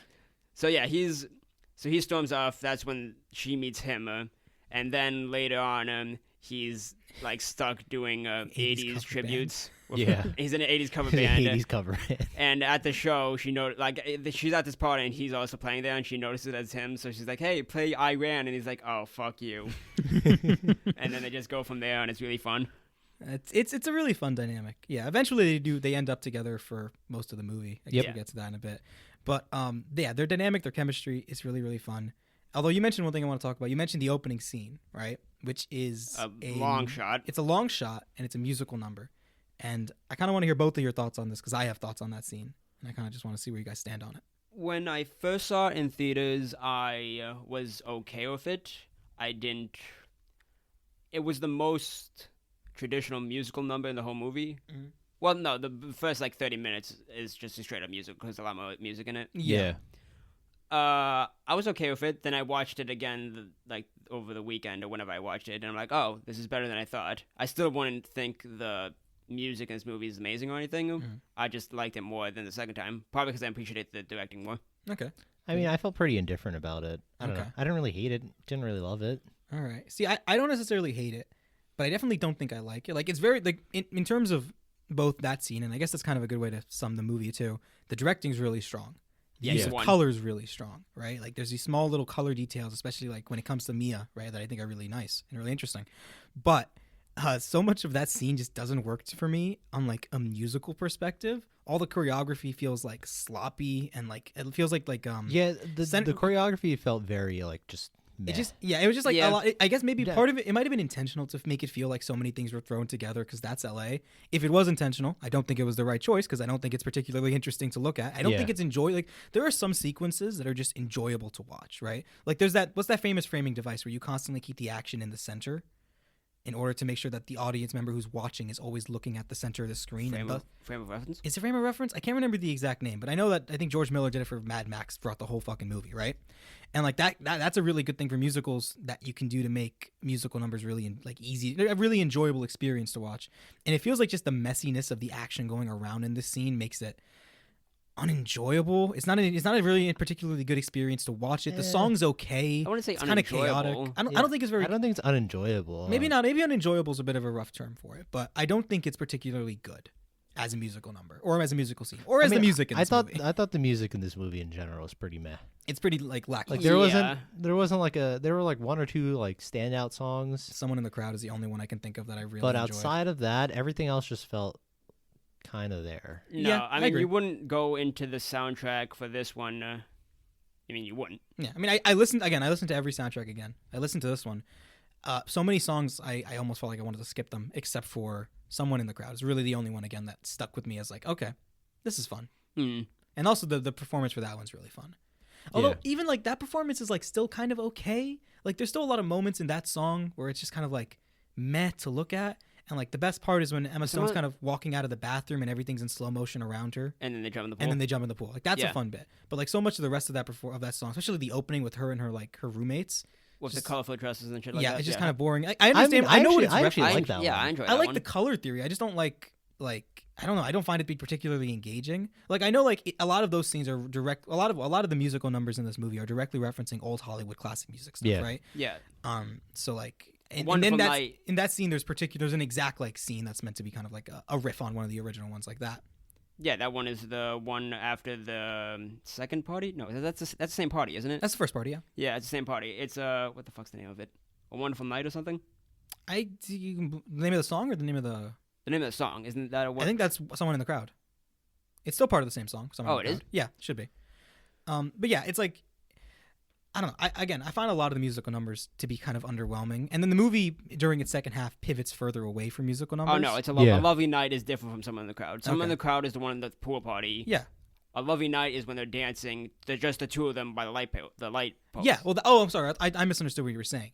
A Lovely Night is a great performance for an okay song, but it's a great performance because a lot of the choreography is directly lifted from classic 50s movies. From Singing in the Rain, basically. Yeah, Singing in the Rain, and also I think it was a Debbie Reynolds film. I might be wrong. I can't remember the name off the top of my head, but long story short, a lot of the choreography is lifted from movies that did it way better, which is why that scene is like the most engaging to watch because it's clearly it's what we've seen before, but with a really charming cast, and that's why that really works. And then we get like a montage of them in love for a while because that's kind of when they start getting into the relationship. Yep. And then we get a very visually engaging scene. Planetarium. Planetarium. However, we all know that one. I can't help but anytime I see that scene, I think about BoJack. Yeah. I think about Sarah Lynn's body somewhere in that room and the police are coming. Sarah Lynn? Is that her name? Yes. Yeah, okay, I was right. I wasn't sure. I that's like my immediate thought. I was doing the when BoJack's like, God. Sarah Lynn? You just made me depressed. Yeah, I was about to say, Great. what were you thinking of? I thought he was saying like I said the name wrong. Oh no. And that wouldn't have surprised me. No, it's that's like the first thought I have is like that scene from BoJack. Spoiler for BoJack.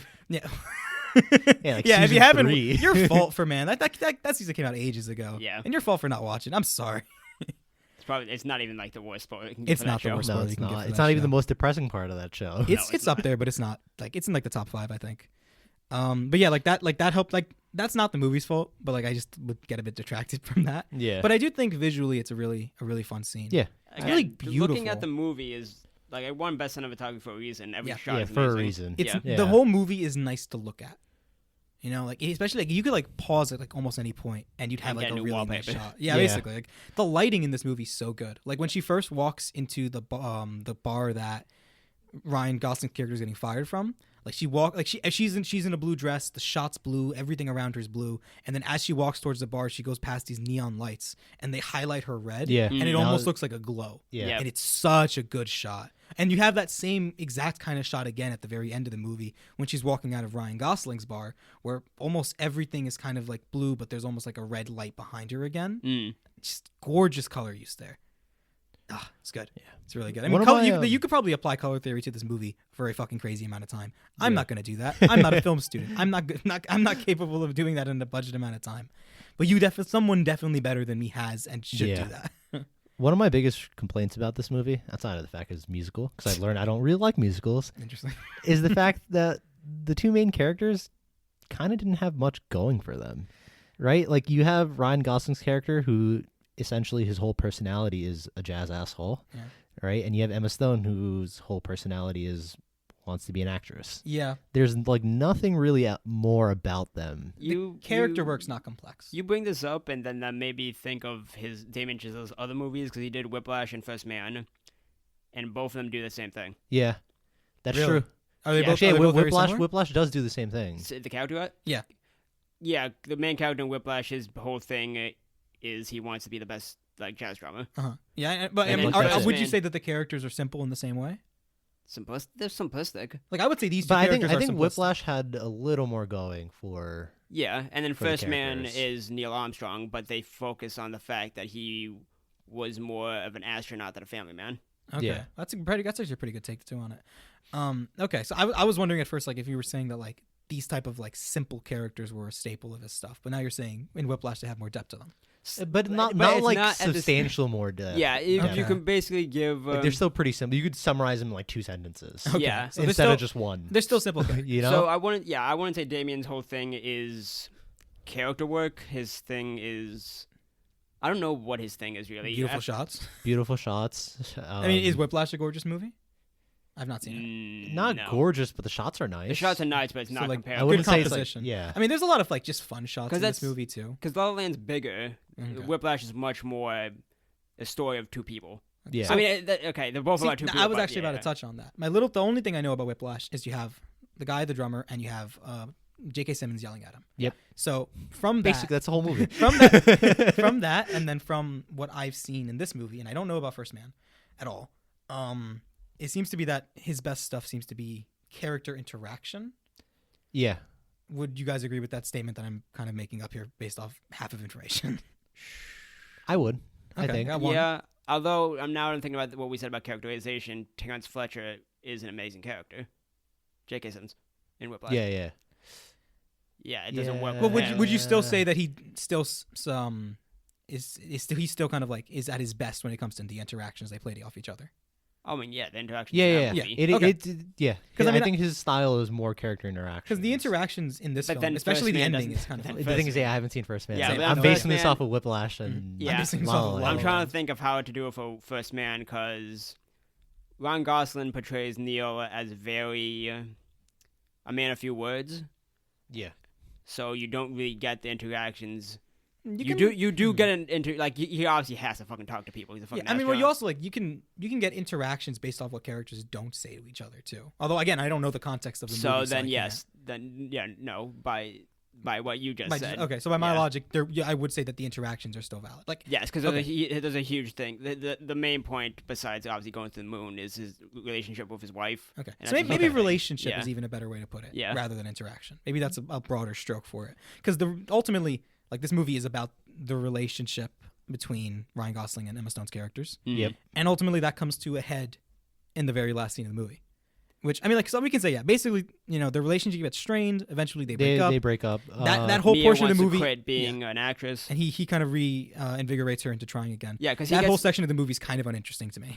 Yeah, I mean their breakup was pretty uninteresting to me. Yeah, to be honest. I kind of lost interest in the second half a lot. They I don't broke blame up you. because like I don't even know. They broke up You know? because They broke up because they were Gosling- shit communicators. Man. Yeah, that's true. they Basically. communicated like garbage throughout that whole fucking movie. Yeah, Seb has joined this jazz band with his old like college friend. He's Yeah. like his old friend. Yeah, Except their version of jazz is way more modern it's not and like not jazz his at all. style, It's but not- he's it's doing not it jazz. because he needs money. Yeah. Yeah. And it pays well. And the only reason he did that is because he overheard Mia talking to her parents saying, like, basically saying, like, he doesn't have a steady job yet. He's basically trying to figure himself out. Yeah, Something like shit. He's like, all right, I'll do this for now. Now it turns into longer than he expects. Yeah. And then Mia's like, wait, do you want to do this forever? It's like, I basically did it for you, even though I'm not happy. And then they fight over that. Yeah, their communication skills are fucking garbage. yeah. And that's why the relationship falls apart there. But then he gets a call from a casting agent who was trying to find Mia. And I guess, Yeah, like, she fucked off to Boulder, or so, like Colorado or Yeah, something. I think Yeah. was it in Arizona? it had to be enough to drive. It wasn't Yeah, like it was a far somewhere. drive. Yeah. So he drove off somewhere, and he goes back and finds Lays her. on and the says- horn. Lays on the horn like he It's- does every time he sees her. It's his signature. It's still so funny. I love it. I want a good horn like that. And then It's like midnight, and this guy's yelling at him. Yeah. And he's like, "What the fuck? I don't know. I know it's Boulder around here City somewhere." in Nevada. okay. Okay. Okay, Close enough. I remembered Boulder and I thought Colorado. I remembered South U.S. I thought Arizona. But what was it? Words? Yeah, the Horn? and I the forgot what I ba- was saying. Oh, horn. There was something after horn. Shit. Oh yeah, that leads into probably, in my opinion, the worst song of the whole soundtrack. Sure. I don't like her. I guess interview song, casting song. I don't know what we're gonna. The song's audition. The audition Yeah. song. I don't care for her audition song. It's her telling a story about her great aunt who jumped into Who was an alcoholic. Yeah, and she jumped into this river in France, which is why I actually said Oh. I Yeah. wanted to bring up that river from Les Mis. Is it the same river? I mean, Probably Did not. when her aunt Probably jumped in the not. liver? When her In the aunt jumped in the liver. river, yeah. well, her liver wasn't working either by the sound of it. But when she jumped in the river, did she find Javert's body? That's the mystery I really want. Definitely After not. after Definitely 200 not. years, Yeah, just the 300 bones. years, The bones wiped clean. Actually, not even 300 years. whatever, in between. in an amount of time. I really would love to think that it's the same river she jumped into. It's like, Boy. and from the same spot too. Like Javert died, but she just dove in and it was fine. But yeah, she has that whole song about like basically what inspired her to be an actress. It's uninteresting and it's boring, and the song's not very good. It got nominated. Yeah, but I don't care. do So kinda- did Frozen. I know. I just wanted to point that out that this, along with the winner, City of Stars, both got nominated. I think City of Stars is okay.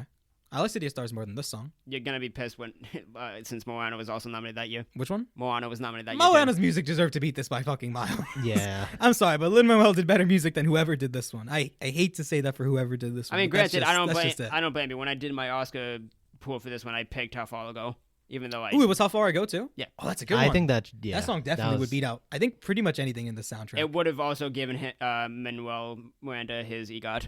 He still doesn't have an Oscar, so Give him the Oscar. man, damn he it. should have gone No, in he's there. gonna do it. He did that. He Oh, did no, that. he's He gonna did do Mary it. Poppins. He's gonna do another movie for Disney at some point. yeah, he's gonna win. He's gonna win. It's not. It's gonna Can be Hamilton be nominated? It can't It can't. because I don't think they can because it's a It's a streaming platform movie. well not okay yeah that's also a thing. But I was gonna say it probably can't be because If they released that in theaters, could it? I don't know because I don't know if they consider. They consider documentaries films. Yeah, but it's not a documentary. No, it's not. But it's filmed in a similar styling. Yeah, but In you the fact can't- that it's not acted. yeah, but like that does. You're not gonna. What are you gonna give it for? Best Picture, and that's it? Because then nothing else. Everything else would be. I was gonna say Tony. nominate the musical, the song. It's not a documentary, but it's filmed the same. With the camera. I mean, Like it's filmed in that nothing is being scripted. I just want to point out this is the same guy who thought Blair Witch was a mockumentary. Because my definition of mockumentary would have been anything that's not a real documentary. So I was including found footage movies, and I was like, I don't know if they count because tonally it's completely different. And then I said no, and you're like, no, they count. It's like no, no, I no, don't no, think no. I fought that. Yeah, you It- probably you did. probably did. I mean, I might have, but it might have just been because I wanted to fight Tyler. I don't think I fought that. That's point. true. the texts are too deep in there for me to find. I don't think so. I don't think I fought Tyler on that point. I'm gonna leave it at that. I'm gonna say bullshit, but I'm gonna say that I if this was a theatrical release, I think that a song from Hamilton could have been nominated. If it I had don't- gotten released into theaters, but it hadn't, so it won't. no. I'm trying to like even to just like if it was in theaters, Mm. I'm trying to think if it wouldn't because it was already a part of something else and nothing's original. I don't think that would count. I don't think that would matter. I mean, Because I'm trying to think. is that like that's any? But Les face- Mis didn't get any. I don't think yeah, Les Mis it did. song I'm nominations. almost certain. I mean, I'll look that up now. Let's just now that we somehow ended up back on Yeah. topic. Uh, I mean, either way, Lin-Manuel Miranda's going to get probably nominated for the live action in the Heights. So yeah. he's almost certainly going to get his EGOT soon. No, it didn't get nominated. It didn't get nominated for music, huh? music, no. So maybe it can't. It got be nominated for anything- best sound mixing. Okay, so Yeah. maybe it can't be nominated for like if it's an adaptation of a song. Maybe it has to be original. Oh no Interesting thing to no know. no Oh, wait. it did. Tyler, But is suddenly an original song from the movie? Because it got no, isn't that in I Dream a Dream? no, it's not a Dream. It suddenly is a song created for the film Oh! adaptation. Oh, it is. yeah, that's Isn't why that Epona's song? it is. It's between Valjean and Cassette. Oh, Come Cassette, come my dear. From now I'll always be there. oh, I don't remember that Me one. I either. don't remember. yeah. Okay. Well, either way, All right, I guess moving on. original songs only. Yeah. Lin Miranda will get his EGOT. The music in this isn't that good. Yeah, let's talk Now about that we're back on that. the ending. Yes, Tyler. Arguably I'll let you the go. Probably best part. the best part of this movie. Yeah. It is. It's either The that last or 5 minutes Planetarium. of this movie are what like made this movie actually a contender for anything on this list. Yeah, Damien Yeah. knows how to end his movies. It's so good. Yeah, the ending is amazing. I saw, Video Game Donkey. Remember that? Yeah. Yeah, he did a review of La La Land. Yeah? It was really good and really thought out. And I like the way he basically said it was that he spends I'm the gonna whole watch it now. both for Whiplash and this. He spends the whole movie setting up these pieces, and you never realize how well and perfectly set those pieces are until he does it at the end and he leaves you with a message. I think. Yeah. Apparently, he said I haven't seen Whiplash. He says Whiplash does the same thing. It does, and I think Yeah, it does. I'm trying to think of what's the better conclusion, and I think it might be Whiplash. Fair enough. I really want to see that movie. Yeah. But like in here, it's the same way. Like you basically you skip years later in the future. Yeah. And- So yeah. Mia gets that acting gig at the end. She goes to the audition. She nails it, and it skips 5 years later. Oh, I thought that coffee shop scene was so fucking cheesy. Oh, that did she not returns to like the that. same one? Yeah, I okay. didn't like that one. I didn't care either way. It was just a No, scene. because it was the same scene from when she was working there, and the actress comes in. yeah, And she's like, "Oh, it's Free. it's on the house." And she's like, "No, I insist," and puts money in the tip jar. it happened in the beginning too. Was it exactly the same? Yeah, it's the exact same scene. Oh, okay. I didn't notice the I exact didn't same. notice it was the exact same scene. Either. Again, I noticed it because it really irked me. I wasn't. I have no strong feelings about that moment. Yeah, I don't. I just didn't like it. Fair so enough, I that's just fair. noticed it. So she is now a big star.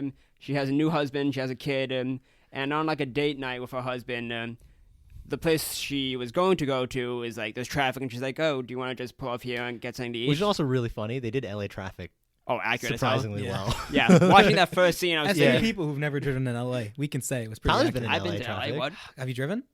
I mean, me. He sat in I was LA in the traffic, car. yeah. Yeah. Damn it! I mean, right over my bit, Tyler. You knew this. I don't pay it. Anyway, I forgot. Anyway, instead of going to wherever they were going to go, they just take the next exit, go get something to eat, and are about to go home when they hear jazz music, and it turns out that it's Seb's place. He actually did get the jazz club, and it's named after him. He Well, kept he the same took- logo. He kept the logo that she made. Sue for the him. shit out of him, bro. That's the sequel. That's the ending. That's the That's post my credits. copyright. Yeah.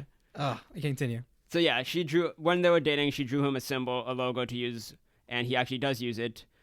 So she goes in for a new husband. Seb's there. He's going, and he sees him. So and then he says, and then he takes a beat, and he's like, "All right, welcome to Seb's," and then goes welcome to on. And Seb's that is welcome so- to that It's silence, so and then welcome to pained. Seb's, and it's like, Yeah. ooh. Chills. And then So- there's this like sequence that shows what would have happened if they stayed together. Well, But what- he's also playing that song. He's playing that. He's playing. It's like the musical theme, both from like the opening song. It's like a sunny day, and it's also in. It's actually like it's a He bunch plays of their, throughout. It's a bunch of their musical themes that are used all together. But Yeah. also, it mostly uses the theme that I like the most, which is the one from the opening song and from Somebody in the Crowd. Yeah. And yeah, like it's good. Yeah, so he starts to play that, and then we get this. It's not a dream sequence. It's basically a what if sequence if they Yeah. actually stayed together, and it shows that yeah, they would have been happy. They would have been happy. They would have been together, but at the same time, somebody wouldn't have gotten their dream. But Mia they would have Yeah. been better off for it. It looks like. Like I it's just mean- it's an alternate way things could have gone. If they had just played their cards in a very particular way instead of the way that they did, Yes. they would have been together. And though they would have had to compromise the specifics of their dream, what we know is that he would have opened up a jazz club in France instead of in LA. And But- she would have become an actress in that important play and would have seemingly still been an actress because she would have had the same house she did with her current husband. but wouldn't be as big, Wouldn't be as big of an actress. and, Do we really know that? and he wouldn't have. Yeah, I think as, it kind of. Like, I feel like- like I don't know. I don't shows think anything's that. really implied of that. I took the implied that that. I what take the took from it- implication that it maybe she's not as big. I can agree with that. I take the implication that they would have had to make a compromise, and they Yes. could have been together, and they could have Yeah, still they been could have, successful. but both would Yeah. have had to compromise. Yeah, that's what I like. I Well, took which it is as the whole point of a relationship. Yeah, But right? like, yeah. that's not the whole point of the movie. I think it partially is. I mean, for me, the point of the movie is: do you like, in order to achieve your dream, you do have to lose something. I Yeah. think that's part of it. I think there's I have a note written down that I'm gonna go into in depth after we finish this bit of it. But I do think that's a theme of the movie. I do think that I don't know. I think a lot of it ends up stemming from where you find happiness from is an important takeaway of this film. Like the same way that someone in the crowd could be referring to an agent. Like that's its initial implication. It's Yeah. an agent in the crowd. But also by the end of the movie, it also could just mean Ryan Gosling's character for Mia. It could just mean finding someone in the crowd who's going to lift you up, right? That's the whole song. Mhm. And it's kind of where you choose to stem your happiness from. Like when they're struggling to chase their dreams is when they're least happy throughout the movie. And Yeah. when they're with each other is when they're at their happiness. It's when things are technicolored and cinema inspired, right? It's the planetarium scene. It's the montage on the trains and shit. And when they're together, they're at their happiness. And when they're searching for their dreams and they're split apart, that's when things seem to be at their worst for them. But and that's then- even the movie, the way the movie is shot implies that as well, because we have the happy ending when they're together at the planetarium scene, and then the second half of the movie kicks in. During the second half of the movie, the use of color is subdued, and the use of unique shots is dropped down drastically. I And kind we of don't like get that. we don't get a proper musical number again until audition. the audition sequence. We get a musical number, but it's like actually music being played at a in this concert or something. It's not very good either. But like the way that the film is now shot from the first half of the movie to the second is drastically different, Which I like. which is interesting, and it provides a contrast. I don't think it's as visually interesting because it's not trying to be. Yeah. Which is why I kind of fall off at that point, because you had the super visually interesting style, and I understand the point of contrasting it. Still don't think it's visually interesting to look at, but the point is that that's intentional and that's a reflection of their relationship, and that's why I think that the ending theme of that point is kind of more where you choose to derive your happiness from, more so than anything else. That was a lot. Hey, I made it. I have an argument, and You're I not- have a lot of points to follow it. Here's off the with. funny thing. You had a point this time. It wasn't the Moana one again. Well, the Moana one probably did. I just have to dissect it more. Either way, I was able to articulate my point a lot better here. But yes, to continue whatever we were talking about before. I don't know, dude. I'm fucking lost. Kind of lost it, but I'm gonna be honest. I lost So you halfway through your argument. so your thing is saying that they could have been together and it would have been happier. achieved a portion of their dream. Yeah. Seb wouldn't have been as big with his jazz club Yeah. because you see it's packed. There's Yeah. obviously people there every day, and Mia wouldn't become this Superstar Scarlet. alleged. I mean, we don't see like. It's implied. Oh from no, the no, yeah, coffee she's on a shop. poster. She's on a poster. Oh yeah, and the coffee shop. I see. Yeah. That kind of implies that as well. Okay, so yeah, no, she's huge. She's huge. They wouldn't have done that if they stayed together. And even though they're apart and they have that one look at the end, like, hey, basically, like, that look is basically like, thank you, I both miss you, but no, I'm not going to be with you. Yeah. It's kind of almost a pained look. Yeah. Yeah. It's like the look from the Graduate. Yeah, it's the look from the ending of The Graduate. I haven't seen that. You know the ending. It's I when don't- two. It's when It's two when they people- look at each other on the bus. It's when they're laughing on the bus and then they stop. I don't laughing. think it's similar to that at all. I think no. What the fuck? context? Not- the not- context is different. The context is obviously completely Context, different. the emotions. I think there's nothing remotely similar about those two scenes. You don't think that them looking back and being like, obviously it's completely No, 'cause different. it's exactly. It's completely different. No, I Like, mean the the scenes- context. The context is completely different. I'm But saying also that the emotions in the sequence are completely different. The scene in The Graduate, they just made a huge decision, and now they're looking at each other like, "What the fuck did we just do?" yeah, it is the opposite. Okay, so then it's not like the scene in The Graduate. It's the opposite of the scene in The Graduate. Okay, It's like the scene because it's the opposite. You're comparing it. you're contrasting. You're losing me here because I haven't watched the movie.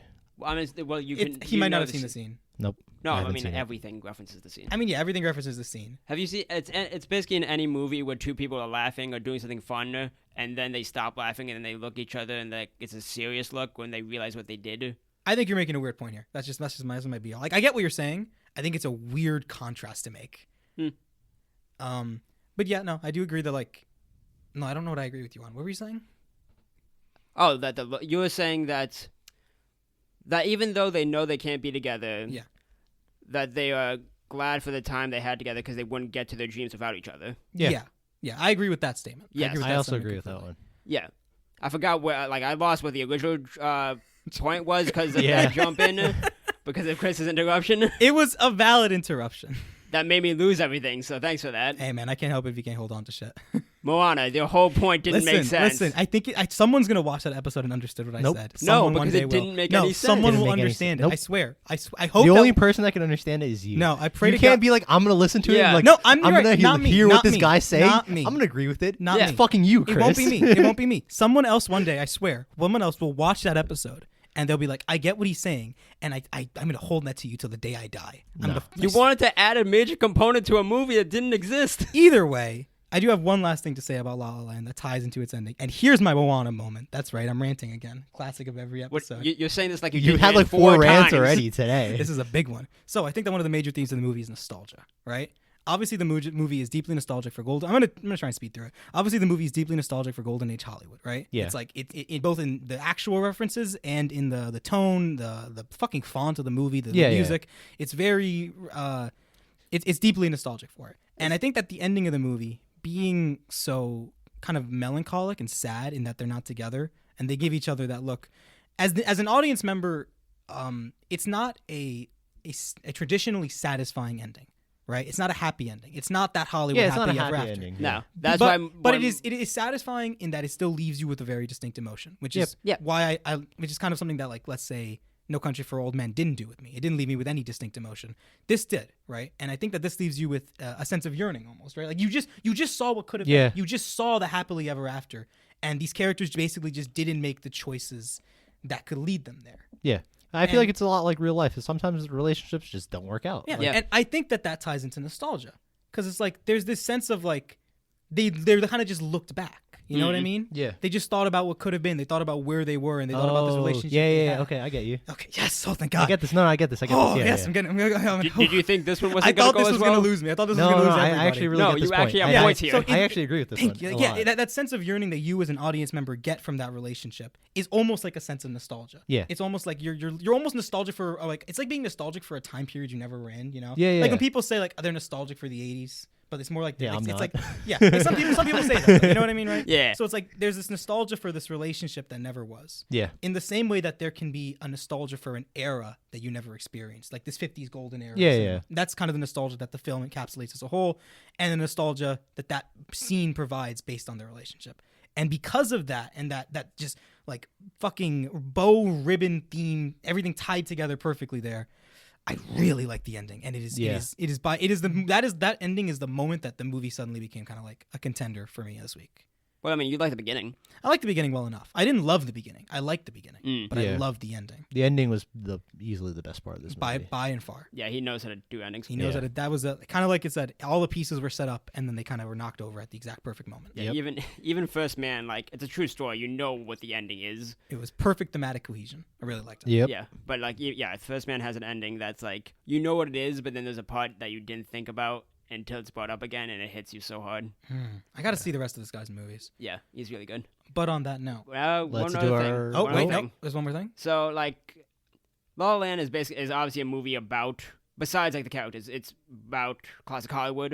Yeah. It's about Hollywood, LA, the dream of being an actress and being in this world. Yeah. And made me think of another movie that does it, and it's Mulholland Drive, which is a David Lynch movie. Okay.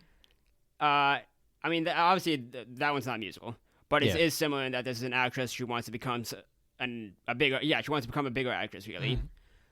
And it's weird that I can't really explain Mulholland Drive because one, Lynch is impossible to explain, and the main reason why I want to connect it is something that you're gonna have to see. So the end sequence for La La Land is that dream sequence. Okay. There's a big dream sequence thing in Mulholland Drive that is not similar, but you can make there's a connection that you can really go into, and it's impossible since neither of you guys have seen this movie. Yeah. I'm very curious. Now, It's also for very sure. confusing to describe it, but I mean, we have this movie Don't- planned yeah, out you gotta see it. eventually. no, I know that's what I'm saying. Like that, like if anyone listening has seen both these movies, you might get what I'm saying. I don't think it's a reach. I don't think I'm just going for that they're Oh both man, I about hope this. it's a reach. No, I it's hope not it's a a reach. fucking reach. It's not. It's. I God, Tyler, why would you even bring this Why up? are you reaching right now? Like this, You know why? Tyler? You're I- making no sense, Tyler. You're completely losing us. Completely lost me there, Tyler. If you cannot- Google it, it comes up. I That's what cannot I'm saying. wait. If you Google I- both these movies, it comes up. I So I'm hope not that saying it's a reach. complete loss. Yeah, so it's that, probably like- not a complete It's reach. not probably a reach. Tyler won't be. doesn't bring shit Yeah. up unless it is. Yeah, he doesn't just throw things out the wall. Yeah, Chris. I do hope that this is still. I hope I can make an argument against it. Yeah. That's all I'm saying. I mean, For okay. when we ever redo that episode, look forward to it. So Yeah. one way to put it is that La La Land is like the fantasy. Mhm. Mulholland is more realistic. Did you just say Mulholland? Mulholland? I know I fucked it up. I fucked up the word. I know I fucked that one up. Mulholland Drive is more realistic and way more dark. Yeah. Okay. So like, if you just keep, you can keep that, Keep in, that in mind. mind. Yeah. Okay. All right. Well, that'll be an interesting one to break into. Mm. But on that note, now Let's get to our rankings. I think we should get to our rankings. So 3, Does Rocky anyone? Horror Picture Show. La La Land. Yeah, Rocky. Wow, I thought Les Mis was gonna be your third. I mean, based off enjoyment, the Les Mis would have been third. Yeah. I mean, isn't that what we're based off of? I'm going for the which one actually was better. And I would Oh. say I Les thought. Mis. I mean, our rankings. Yeah, are our rankings usually are what you always supposed to enjoy be more. super we subjective. change it every week. No, we No, don't. it's always what you been- enjoy That's why you more. put Wreck-It Ralph as your number one. No, before, and yeah, no, that was after enjoyment. Before that, I was doing You're the only one that changed You're it, the only Tyler. one who changed it. We've always been doing it. I've always been doing based off Why what are I you throwing enjoyed off the a most format, to Tyler? watch. All right, then yeah, Les Mis is last. There we go. That's happy. That means we Yeah, all, by yeah, yeah. definition, I mean, I this had- makes me happy because by all definition, we all have different lists now. I think I had Rocky Horror last because the other two just had more direction or like meaning in them. I don't necessarily agree with that. Not direction, but like, Well, not like direc- there was like a meaning, like an overall like. I don't agree with that between La La Land and Rocky. I think Rocky has more to it, more meaning. I also just liked La La Land a little more because fair. of the direction, like the directing. Yeah, no, the and, directing's like, the tight. shots, and that's really it. Actually. I can agree And with- the ending, I really like the ending. I can agree with that. Yeah. I can agree with pretty much any way that this is ranked. Like, there's no way that someone could rank these three movies that I wouldn't be like, that I You're wouldn't wrong. just understand. Yeah. Be pissed, yeah. 2, La La Land. Rocky Horror, Rocky. and 1. There's only one left. There's only one Les movie. Mis. There's only one I left. don't know. I fucking spaced Les out Mis. because I forgot Tyler changed his. So I was like, he just said Rocky twice in a row. Look at Tyler fucking throwing off the whole show. You had 4 rants this episode. Yeah, but they fit. That's the format, dude. One of them didn't fit. I don't know which one. I think So they all mostly fit. All right, so my number one's Les Mis, I think, because I just really like the story. It has the strongest narrative of the 3 by far. The Yeah. story It was has the weakest was my directing, favorite part, but the though. strongest narrative. I'd Yeah. also say it probably has the strongest performances in terms of acting, I mean, yeah. pound for pound. Yeah. I would Yeah. give into this movie. Like, granted, And the I would scale's have huge. liked all these movies without the music. I mean, La La Land, you could have basically done without music. Yeah, I think that like Les Mis, I would have liked a Basically, lot I would more. say it if takes they away were- from the theme, but hey, you know. I mean, yeah, it takes away from the theme, but you can do the story because it's a very basic story. You can do it without music. I think guess that that's fair. Les Mis is a normal movie. I would have enjoyed a lot. You should check out the 1935. Yeah, I'm not. I like a legit movie. Yeah, that came out recently. You know, Well, recently. Well, that's yeah, Yeah, and then yeah, my number one's La La Land. I just love everything about it. and that's the bench. There we go. Thank you guys for listening. I think. Well, hold on. you know? Please. Oh, you're not done? I mean, I was just gonna say they're all 3 good movies again, but yeah. No, Yeah, I was just gonna close this out. all right, hey, Faith, no, we leave it They're up all to Faith on three- Stance. All they're in all favor. three Yeah, great all 3 are movies. really great movies. Yeah. I mean, I don't think I think this could have gone either way, which It really shows could've. by It our did. rankings. Like, but yeah, thank you guys for listening. Please subscribe to us on Spotify, Apple or Podcasts, I don't know what you or the term anything is. else. Follow. subscribe, follow. subscribe, yeah. It's subscribe. Okay. Yeah. Subscribe, follow. Leave, leave please- a like. Leave a please leave stars. Leave a rating Leave a review. Or a review. Yeah. A or review. a review. A written review would be nice. Please Listen, we're not opposed to begging. listen. You could just say it good and leave it at that. I would love for there to be an it good now next week. It That'd be good. fucking that's it. Yeah, that's it. That would make me extremely happy. That'd be worth all the rants in the world. If you Yeah. want me to keep ranting inconsistently into the void, feel free to follow. And now we're gonna get no reviews because Yeah. nobody wants that. Nobody wants to listen to your rant. hey man, we don't know that, all right? Please. We're gonna have a lowest They're amount of gonna downloads. get like 1 star per Yeah. review bombed. Please Yeah. leave us a rating. Please. 5-star, please. We're not opposed to begging for it. 5-star, man. We'll see you next week. All right, We'll see you next we'll see you guys next week. Thank you. See ya.